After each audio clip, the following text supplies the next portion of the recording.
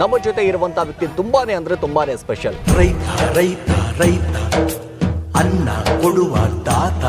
ರೈತರ ಪರವಾಗಿ ಹೋರಾಟ ಮಾಡಿದವರು, ಅನ್ನದಾತರು ಕಷ್ಟಗಳು ಇದ್ದಂತಹ ಸಂದರ್ಭದಲ್ಲಿ ಅವರ ಬೆನ್ನೆಲುಬಾಗಿ ನಿಂತವರು. ನೇಗಿಲ ಹಿಡಿದ ಹೊಲದಳು ಹಾಡುತ್ತಾ ಉಳುವ ಯೋಗಿಯ ನೋಡಲ್ಲಿ. ಯಾಕೆ ರೈತರು ಹೋರಾಟ ಮಾಡಬೇಕು, ರೈತರ ಬೆನ್ನೆಲುಬಾಗಿ ನಿಲ್ಬೇಕು ಅಂತ ಅನ್ಸಿದ್ ಯಾಕೆ ಅಂತ. ಬೆಳಗ್ಗೆ ಎದ್ದರೆ ರೈತರ ಜೊತೆಗೆ ಡಿಸ್ಕಸ್ಸು, ಬೆಳಗ್ಗೆ ಎದ್ದರೆ ರೈತರ ಜೊತೆಗೆ ಒಡನಾಟ, ಓಡಾಡೋದು, ಮಾಡೋದು, ರೈತರ ಸಮಸ್ಯೆ ಏನನ್ನೋದನ್ನು ಕ್ರೋಢೀಕರಣ ಮಾಡೋದು, ಅದ್ರ ಬಗ್ಗೆ ಹೋರಾಟ. ರೈತನ ಸೇವೆ ಮಾಡಿದರೆ ದೇವ್ರ ಸೇವೆ ಮಾಡಿದಂಗೆ ಅನ್ನದಾತ. ಈ ಸಂಘಟನೆ ಆರಂಭ ಆದಂತ ಸಂದರ್ಭದಲ್ಲಿ ಸಾಕಷ್ಟು ಏಳು ಬೀಳುಗಳು ಇದ್ದೇ ಇರುತ್ತೆ. ಬಹುದೊಡ್ಡದಾದಂತ ಸಂಕಷ್ಟ ಅನುಭವಿಸಿದ್ ಯಾವಾಗ ಅಂತ. ಉತ್ತರ ಕರ್ನಾಟಕಕ್ಕೆ ಕಡೆಗಣಿಸ್ತಕ್ಕಂಥ ಸಂಘಟನೆಗಳೇ ಜಾಸ್ತಿ ಆಗ್ಯಾವ ಅಂತ ಅನ್ಕೋತೀವಿ. ಕಾವೇರಿ ವಿಚಾರವಾಗಿ ಇಡೀ ರಾಜ್ಯನೇ ಏನಪ್ಪ ಅಂದ್ರೆ ಧ್ವನಿ ಎತ್ತೀವಿ. ಹೌದು, ನಮ್ಮ ಭಾಗದಲ್ಲಿ ಹತ್ತಿ ಸಮಸ್ಯೆ ಇದ್ರೆ ಯಾರು ಬರಲಿಲ್ಲ, ತೊಗರಿ ಸಮಸ್ಯೆ ಇದ್ರೆ ಯಾರು ಬರಲಿಲ್ಲ. ರೈತ ಬೆಳೆದಿರುವಂತ ಬೆಳೆಗೆ ಸರಿಯಾದಂತ ಬೆಂಬಲ ಬೆಲೆ ಕೊಡ್ತಾ ಇಲ್ಲ ಸರ್ಕಾರ. ಹೇಗೆ ಹೀಗಾದ್ರೆ ಜೀವನ ಹೇಗೆ ಅಂತ. ಒಂದು ಗ್ರಾಮ ಪಂಚಾಯಿತಿಯಲ್ಲಿ ಸತತವಾಗಿ 12 ತಿಂಗಳು ಆ ಭಾಗದಲ್ಲಿ ಬೆಳತಕ್ಕಂಥ ಬೆಳೆಗಳಿಗೆ ಸತತವಾಗಿ ಖರೀದಿ ಕೇಂದ್ರಗಳು ಪ್ರಾರಂಭ ಮಾಡಬೇಕು. ಇಲ್ಲ, ಸಂಘಟನೆಗಳು ಬರೋದೇ ದುಡ್ಡು ಮಾಡೋದಕ್ಕೆ. ನಾನೊಂದು ಕನಸು ಇಟ್ಕೊಂಡಿನಿ ಸರ್, ಸ್ಟಾರ್ಟ್ ಹೋರಾಟ ಎಂಡಿಗೆ ಫಲ. ನಮ್ಮ ರೈತರಿಗೆ ನ್ಯಾಯ ಸಿಕ್ಕಿದೆ. ಕಲ್ಯಾಣ ಕರ್ನಾಟಕ ಭಾಗದಲ್ಲಿ ನೀವು ಯಾರಿಗೇ ರೈತರಿಗೆ ಕೇಳ್ರಿ, ನೀರಾವರಿ ವಿಚಾರ ಬಂತಪ್ಪ ಅಂದ್ರೆ ಲಕ್ಷ್ಮೀಕಾಂತ್ ಪಾಟೀಲ್ ಹೋರಾಟ ಕೇಳಿದಂದ್ರೆ ನಮಗೆ ನೀರು ಸಿಗ್ತದ. ಇಲ್ಲಪ್ಪ, ಈ ಕೈಯಿಂದ ನನ್ಗೆ ಆಗ್ಲಿಲ್ಲಲ್ಲ ಈ ಹೋರಾಟದಲ್ಲಿ ನ್ಯಾಯ ಕೊಡ್ಸಕ್ ಆಗ್ಲಿಲ್ಲ ಅನ್ನೋದಂತ ಯಾವ್ದಾದ್ರು ಹೋರಾಟ ಇದೆಯಾ?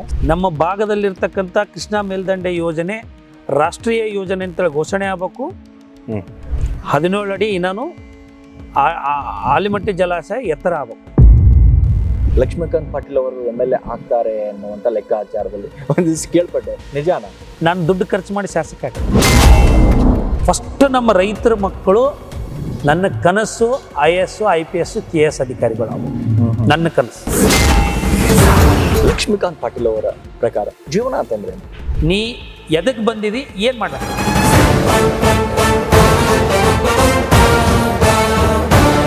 ಹಾಯ್, ಹಲೋ, ನಮಸ್ಕಾರ. ಪಬ್ಲಿಕ್ ಪಂಚಿನ ವಿಶೇಷ ಕಾರ್ಯಕ್ರಮಕ್ಕೆ ಸ್ವಾಗತ. ನಾನು ಸಿರಾಜ್ ಪಾಲಿಕಾರ್. ಇವತ್ತು ನಮ್ಮ ಜೊತೆ ಇರುವಂತಹ ವ್ಯಕ್ತಿ ತುಂಬಾನೇ ಅಂದ್ರೆ ತುಂಬಾನೇ ಸ್ಪೆಷಲ್. ರೈತರ ಪರವಾಗಿ ಹೋರಾಟ ಮಾಡಿದವರು, ಅನ್ನದಾತರು ಕಷ್ಟಗಳು ಇದ್ದಂತಹ ಸಂದರ್ಭದಲ್ಲಿ ಅವರ ಬೆನ್ನೆಲುಬಾಗಿ ನಿಂತವರು ಬೇರೆ ಯಾರು ಅಲ್ಲ, ಕರ್ನಾಟಕ ರಾಜ್ಯ ರೈತ ಸಂಘದ ಉಪಾಧ್ಯಕ್ಷರಾಗಿರುವಂತಹ ಲಕ್ಷ್ಮೀಕಾಂತ್ ಪಾಟೀಲ್ ಇವತ್ತು ನಮ್ಮ ಕಾರ್ಯಕ್ರಮದ ಜನನಾಯಕರು. ಸರ್ ನಮಸ್ಕಾರ. ನಮಸ್ಕಾರ ಸರ್, ಹೇಗಿದ್ದೀರಾ? ಚೆನ್ನಾಗಿದೆ ಸರ್, ತಾವು? Super sir. ಬಹಳಷ್ಟು ಹೋರಾಟಗಳು, ಬಹಳಷ್ಟು ಪ್ರತಿಭಟನೆ, ಸಾಕಷ್ಟು ಜೀವನ ಒಂದು ರೀತಿಯಾಗಿ ಏರುಪೇರಾಗಿತ್ತು. ಅದೆಲ್ಲವೂ ಕೂಡ ಒಂದು ರೀತಿಯಾಗಿ ಅಂತಂದ್ರೆ ಜೀವನ ಅಂತಂದ್ರೆ ಬಹಳಷ್ಟು ಕಷ್ಟ, ರೈತರ ಕಷ್ಟಗಳು. ಯಾಕೆ ರೈತರು ಹೋರಾಟ ಮಾಡಬೇಕು, ರೈತರ ಬೆನ್ನೆಲುಬಾಗಿ ನಿಲ್ಬೇಕು ಅಂತ ಅನ್ಸಿದ್ ಯಾಕೆ ಅಂತ? ಸರ್, ಈಗ ನಮ್ಮ ಭಾರತ ದೇಶ ನಿಂತದ್ದು ಒಂದು ಸೈನಿಕರು, ಒಂದು ರೈತರು. ಇವತ್ತಿನ ದಿನ ರೈತರೇ ದೇವರು ಅಂತ ತಿಳ್ಕೊಂಡು ಭಾವನೆ ಇರ್ತಕ್ಕಂಥ ವ್ಯಕ್ತಿ ನಾನು. ತಾಯಿ ಏನಪ್ಪ ಅಂದ್ರೆ 9 ತಿಂಗಳು ತನ್ನ ಹೊಟ್ಟೆಗೆ ಇಟ್ಕೊಂಡು ಏನು ಸಾಕ್ತಾವೆ. ಒಂದು ಮನುಷ್ಯ, ಒಂದು ವ್ಯಕ್ತಿ ಭೂಮಿಗೆ ಹುಟ್ಟಿದ ಮೇಲೆ ಮಣ್ಣಲ್ಲಿ ಮಣ್ಣಾಗುವವರೆಗೂ ನಮಗೆ ಅನ್ನ ಹಾಕಿ ಸಾಕ್ತಕ್ಕಂಥ ವ್ಯಕ್ತಿ ಅಂದರೆ ಅದು ರೈತ. ಅದಕ್ಕೆ ರೈತನ ಸೇವೆ ಮಾಡಿದರೆ ದೇವ್ರ ಸೇವೆ ಮಾಡಿದಂಗೆ ಅನ್ನೋ ಒಂದು ನಿಟ್ಟಿನಲ್ಲಿ ನಾನು ರೈತರೇ ದೇವ್ರು ಅಂತ ತಿಳ್ಕೊಂಡು ಏನಪ್ಪ ಅಂದ್ರೆ ರೈತರಿಗೆ ಒಂದು ಸೇವೆ ಮಾಡ್ಬೇಕಂತೇಳಿ ಹೋರಾಟಗಳು. ಯಾಕಂದ್ರೆ ರೈತರಿಗೆ ಸಾಕಷ್ಟು ಕಷ್ಟಗಳು ಅದಾವ. ಅದಕ್ಕೆ ತಕ್ಕ ಮಟ್ಟಿಗೆ ಏನಾರೇ ಒಂದಿಷ್ಟು ಪರಿಹಾರನ ಕಂಡುಕೊಳ್ಳೋಕೆ ಒಂದು ಪ್ರಯತ್ನ ಆಗ್ತದೆ ಅನ್ನೋ ನಿಟ್ಟಿನಲ್ಲಿ ಏನಪ್ಪ ಅಂದ್ರೆ ಹೋರಾಟಕ್ಕೆ ಮುಂದಾಗಂತ ಒಂದು ಸಂದರ್ಭ. ಓಕೆ, ಯಾವಾಗ ಆರಂಭ ಆಯ್ತು ಈ ಜೀವನ, ನಾನು ಹೋರಾಟ ಮಾಡಬೇಕು, ರೈತರ ಪರವಾಗಿ ನಿಲ್ಬೇಕು ಅಂತ ಆರಂಭ ಆಗಿದ್ದು ಹೇಗೆ ಅಂತ? ಇದು ಸರ್ 2012-13 ಅನ್ಕೋತೀನಿ. ಸೊ ಆ ಸಂದರ್ಭದಲ್ಲಿ ನಮ್ಮ ಭಾಗದಲ್ಲಿ ಇರ್ತಕ್ಕಂಥ ತೊಗರಿ ಬೆಳೆ ಖರೀದಿ ಕೇಂದ್ರಗಳ ಸಮಸ್ಯೆಗಳಾಗಿರ್ಬೋದು, ನೀರಾವರಿ ಸಮಸ್ಯೆಗಳಾಗಿರ್ಬೋದು, ಮತ್ತು ಅದೇ ರೀತಿ 2008ರಾಗ ಅತಿವೃಷ್ಟಿ ಆಯಿತು, ಮಳೆ. ಆ ಸಂದರ್ಭದಾಗ ಸರ್ಕಾರ ಸರಿಯಾದ ರೀತಿಯಲ್ಲಿ ರೈತರಿಗೆ ಸ್ಪಂದಿಸಲಿಲ್ಲ. ಅವೆಲ್ಲನ ನೋಡಿ ನನಗೊಂದು ರೀತಿ ನೋವಾಯಿತು. ಇದಕ್ಕೆ ಪರಿಹಾರ ಏನಪ್ಪ ಅಂದ್ರೆ ಒಂದು ಹೋರಾಟ. ನಮ್ಮ ದೇಶ ಸ್ವತಂತ್ರ ಸಿಕ್ಕಿದ್ದೂ ಹೋರಾಟದ ಮುಖಾಂತರ. ಹಾಗಾಗಿ ಏನಪ್ಪ ಅಂದ್ರೆ ಏನೋ ಒಂದು ನಾವು ಒಂದು ಹೋರಾಟ ಮಾಡಬೇಕು ಅನ್ನೋದು. ಯಾಕಪ್ಪ ಅಂದ್ರೆ ತೊಗರಿ ಆ ಸಂದರ್ಭದಲ್ಲಿ ಹೆಂಗಿತ್ತಪ್ಪ ಅಂದ್ರೆ ತೊಗರಿ ಖರೀದಿ ಕೇಂದ್ರದಲ್ಲಿ 6,500 ರೂಪಾಯಿ ಕ್ವಿಂಟಲ್ ತೊಗರಿ, ಬಟ್ ದಳ್ಳಾಳಿಗಳ ಬಳಿ 3,000 ರೂಪಾಯಿ, ಬಟ್ ಡಿಫರೆನ್ಸ್ ಅಮೌಂಟು 3,500 ರೂಪಾಯಿ. ನಾನು ಹೋರಾಟ ಮಾಡುವ ಮುಖಾಂತರ ಒಬ್ಬ ರೈತಗೆ ಒಂದು ಕ್ವಿಂಟಲ್ಗೆ 3,500 ಕೊಡಿಸ್ಬೋದಲ್ಲ ಅನ್ನೋ ನಿಟ್ಟಿನಲ್ಲಿ ಒಂದು ರೀತಿ ರೈತರಿಗೆ ನಾನು ಡೈರೆಕ್ಟ್ ಆಗಿ ಅವ್ರ ಪಾಕೆಟ್ಗೆ ದುಡ್ಡು ಕೊಡೋದಾಗಲ್ಲ, ಬಟ್ ಇಂಡೈರೆಕ್ಟ್ ಆಗಿರೋ ಸರ್ಕಾರದ ಒಂದು ಬೆಂಬಲ ಬೆಲೆ ಏನು ಘೋಷಣೆ ಮಾಡಿರ್ತಕ್ಕಂಥ ಒಂದು ವ್ಯವಸ್ಥೆ 6,500 ರೂಪಾಯಿ ಪ್ರತಿ ಕ್ವಿಂಟಲ್ ಇತ್ತಲ್ಲ, ಅದನ್ನಾದ್ರೂ ನಾನು ತಕ್ಕ ಮಟ್ಟಿಗೆ ಕೆಲವೊಂದಿಷ್ಟು ಜನ ರೈತರು ಸಂಪೂರ್ಣವಾಗಿ ಕೊಡಿಸ್ಲಿಕ್ಕಾಗಲ್ಲ, ಕೆಲವೊಂದಿಷ್ಟು ಜನ ರೈತರಿಗಲ್ಲಿ ನಾ ಸೌಲಭ್ಯನ ಒದಗಿಸ್ಲಿಕ್ಕೆ ನಾನು ಕಾರಣ ಆಗ್ಬೋದಲ್ಲ ಒಂದು ನಿಟ್ಟಿನಲ್ಲಿ. ಏನಪ್ಪ ಅಂದ್ರೆ ಸಾಕಷ್ಟು ತೊಗರಿ ಖರೀದಿ ಕೇಂದ್ರಗಳು ಪ್ರಾರಂಭವಾಗುವ ಮುಖಾಂತರ ಅದಕ್ಕೊಂದು ಹೋರಾಟ ಮಾಡುವ ಮುಖಾಂತರ ನಮ್ಮ ಭಾಗದ ರೈತರಿಗೆ ನ್ಯಾಯ ಕೊಡಿಸ್ಲಿಕ್ಕೆ ನಾವು ಒಂದು ಪ್ರಯತ್ನ ಮಾಡಿದ್ವಿ ಸರ್. ಎಸ್, ಕರ್ನಾಟಕ ರಾಜ್ಯ ರೈತ ಸಂಘಟನೆ ಒಂದು ಸಾರಿ ರೋಡಿಗಿಳಿದ್ರೆ, ಈ ಸಂಘಟನೆ ಒಂದು ಸಾರಿ ಪ್ರತಿಭಟನೆ ಆರಂಭ ಆಯಿತು ಅಂತಂದ್ರೆ ನ್ಯಾಯ ಸಿಗುವವರೆಗೂ ಕೂಡ ಹೋರಾಟ ಮಾಡ್ತೀರಿ ಅನ್ನುವಂತ ಒಂದು ಆ ಛಲ, ಆ ಒಂದು ನಂಬಿಕೆ, ನಿಮ್ಮ ಮೇಲೆ ವಿಶ್ವಾಸ ನಿಜಾನ ಇದು? ಸರ್, ನಾವು ಫಸ್ಟ್ ಆಫ್ ಆಲ್ ಒಂದು ಹೋರಾಟ ಮಾಡ್ಬೇಕಾದ್ರೆ ಆ ಸಮಸ್ಯೆ ಬಗ್ಗೆ ನಾವು ಸರಿಯಾದ ರೀತಿಯಲ್ಲಿ ಟಾಪ್ ಟು ಬಾಟಮ್ ತನನ್ನು ನಾನೇನಪ್ಪ ಅಂದ್ರೆ ಸ್ಟಡಿ ಮಾಡ್ತೀವಿ, ಅದ್ರ ಬಗ್ಗೆ ತನಿಖೆ ಮಾಡ್ತೀವಿ, ಚಿಂತನೆ ಮಾಡ್ತೀವಿ. ಅದ್ರ ಬಗ್ಗೆ ಏನಪ್ಪ ಅಂದ್ರೆ ನಮ್ಮ ಸಂಘಟನೆ ಪದಾಧಿಕಾರಿಗಳ ಜೊತೆ ಸಭೆ ಮಾಡ್ತೀವಿ, ಸಭೆ ಮಾಡಿ ಒಗ್ಗಟ್ಟಾಗಿ ಒಂದ್ಸಲ ರೋಡಿಗಳಿದೆ ಅಂದ್ರೆ ಆ ಸಮಸ್ಯೆ ಬಗೆಹರಿತನ ಬಿಡಂಗಿಲ್ಲ ಸರ್. ಈ ಸಾಕಷ್ಟು ಉದಾಹರಣೆಗಳು ನಮ್ಮ ಭಾಗದಲ್ಲಿ ಕೊರೋನಾ ಲಾಕ್ಡೌನ್ ಬಂತು. ಕೊರೋನಾ ಲಾಕ್ಡೌನ್ ಇದ್ದಂಥ ಸಂದರ್ಭದಾಗ ಏನಪ್ಪ ಅಂದ್ರೆ ಕಾಟನ್ ಅತಿ ಹೆಚ್ಚು ನಮ್ಮ ಭಾಗದಲ್ಲಿ ಏಷ್ಯಾ ಖಂಡದಲ್ಲಿ ನಂಬರ್ 1 ಗುಣಮಟ್ಟ ಬೆಳೀತಕ್ಕಂಥ ಕಾಟನ್. ಅಂತ ಕಾಟನ್ ಏನಪ್ಪ ಅಂದ್ರೆ 2,000, 2,800, 3,800, 3,500 ಈ ರೀತಿ ದಲ್ಲಾಳಿಗಳು ಕೇಳ್ತಿದ್ರು. ಬಟ್ ಸರ್ಕಾರ 7,000 ಆಯ್ತು. ಅಂಥ ಸಂದರ್ಭದಾಗ ನಾವು ರೋಡಿಗಿಳಿದು ಹೋರಾಟ ಮಾಡಿ ರಾಷ್ಟ್ರೀಯ ಒಂದು ಯೋಜನೆ ಅಡಿಯಲ್ಲಿ ಏನಪ್ಪ ಅಂತಂದ್ರೆ ನಾವೇನಪ್ಪ ಅಂದ್ರೆ ಹತ್ತಿ ಖರೀದಿ ಕೇಂದ್ರಗಳು ಪ್ರಾರಂಭ ಮಾಡ್ಲಿಕ್ಕೆ ಪ್ರಯತ್ನ ಮಾಡಿದೆವು. ಸರ್ಕಾರನು ನಮ್ಗೆ ಆ ಸಂದರ್ಭದಾಗ ಸಪೋರ್ಟ್ ಮಾಡಿತು. ಮತ್ತು ವಿಶೇಷವಾಗಿ ಏನಪ್ಪ ಅಂದ್ರೆ ಖರೀದಿ ಕೇಂದ್ರಕ್ಕೆ ಬರ್ತಕ್ಕಂಥ ಅಧಿಕಾರಿಗಳೇನಾರು ಏನ್ರಿ ಆ CCI ಅಧಿಕಾರಿಗಳಿಗೆ ಊಟ ಸಿಗಲಾರ್ದಂಥ ಸಂದರ್ಭದಾಗ ಸ್ವತಃ ನಮ್ಮ ಮನೆ ನಿಂತೇನಪ್ಪ ಅಂದ್ರೆ ಈ ನಮ್ಮ ಭಾಗದಲ್ಲಿರ್ತಕ್ಕಂಥ ಖರೀದಿ ಕೇಂದ್ರಕ್ಕೆ ಬಂದಂಥ ಅಧಿಕಾರಿಗಳಿಗೇನಪ್ಪ ಅಂದ್ರೆ ನಮ್ಮ ಮನೆ ನಿಂತು ಊಟ ಮಾಡಿ ಕೊಡ್ತಕ್ಕಂಥ ಉದಾಹರಣೆನೂ ಸಾಕಷ್ಟು ಅದಾವೆ ಸರ್. ಒಂದಿಷ್ಟು ಜನ ಏನು ಮಾಡಿದ್ರು, ಅಧಿಕಾರಿಗಳು ನಾವು ಬರಂಗಿಲ್ಲ, ಕೊರೋನಾ ಲಾಕ್ಡೌನ್ ಸಂದರ್ಭದಾಗ ಸಾಕಷ್ಟು ಕಷ್ಟಗಳಾಗ್ತಾವ ಅಂದ್ರೂ ನಾವು ಅವ್ರಿಗೆ ಗ್ಯಾರಂಟಿ ಕೊಟ್ಟು ನಾವು ನಿಮ್ಮ ಜೊತೆಗಿರ್ತೀವಿ, ನಿಮ್ಗೆ ಒಳ್ಳೆ ವ್ಯವಸ್ಥೆ ಮಾಡ್ತೀವಿ, ಸಪ್ರೇಟ್ ರೂಮು, ಸಪ್ರೇಟ್ ಮನಿ, ಸಪ್ರೇಟ್ ಊಟ ಕೊಡ್ತೀವಿ ಅಂದಾಗ ಅವ್ರು ಖರೀದಿ ಮಾಡ್ಲಿಕ್ಕೆ ಬಂದರು. ನಮ್ಮ ಭಾಗದ ರೈತರಿಗೆ ಲಕ್ಷ ಕ್ವಿಂಟಲ್ ಗಟ್ಟಲೆ ಮೆಟ್ರಿಕ್ ಟನ್ ಹತ್ತಿ ಖರೀದಿ ಮಾಡ್ಲಿಕ್ಕೆ ನಾವು ಸಾಕಷ್ಟು ಹೋರಾಟ ಮಾಡಿದಂಥ ಸಂದರ್ಭ. ಎಸ್, ರೈತ ಅಂತಂದ್ರೆ ನಮ್ಮ ದೇಶದ ಬೆನ್ನೆಲುಬು ಅಂತೀವಿ. ಅನ್ನದಾತ ಏನಾದ್ರೂ ಒಂದು ದಿವಸ ಬೆಳೆಯೋದನ್ನ ನಿಲ್ಲಿಸ್ಬಿಟ್ರೆ ಎಲ್ಲರೂ ಕೂಡ ಕಲ್ಲು ಮುಳ್ಳು ತಿನ್ಬೇಕಾದಂತ ಪರಿಸ್ಥಿತಿ ಇದೆ. ಆದ್ರೆ ರೈತ ಬೆಳೆದಿರುವಂತ ಬೆಳೆಗೆ ಸರಿಯಾದಂತ ಬೆಂಬಲ ಬೆಲೆ ಕೊಡ್ತಾ ಇಲ್ಲ ಸರ್ಕಾರ, ಸರಿಯಾದ ರೀತಿಯಾಗಿ ಅವ್ರ ವ್ಯವಸ್ಥೆಗಳಿಲ್ಲ. ಹೀಗಾದ್ರೆ ಜೀವನ ಹೇಗೆ ಅಂತ ಅಂದ್ರೆ ಅನ್ನದಾತನ ಕಡೆಗಣನೆ ಮಾಡಿದ್ರೆ ಹೆಂಗೆ ಅಂತ ಸರ್, ನಾನು ಟೆಕ್ನಿಕಲಿ ಹೇಳ್ಬೇಕಪ್ಪ ಅಂದ್ರೆ ಸರ್ಕಾರ ಯಾವ ನಿಟ್ಟಿನಲ್ಲಿ ಚಿಂತನೆ ಮಾಡಬೇಕಪ್ಪ ಅಂದ್ರೆ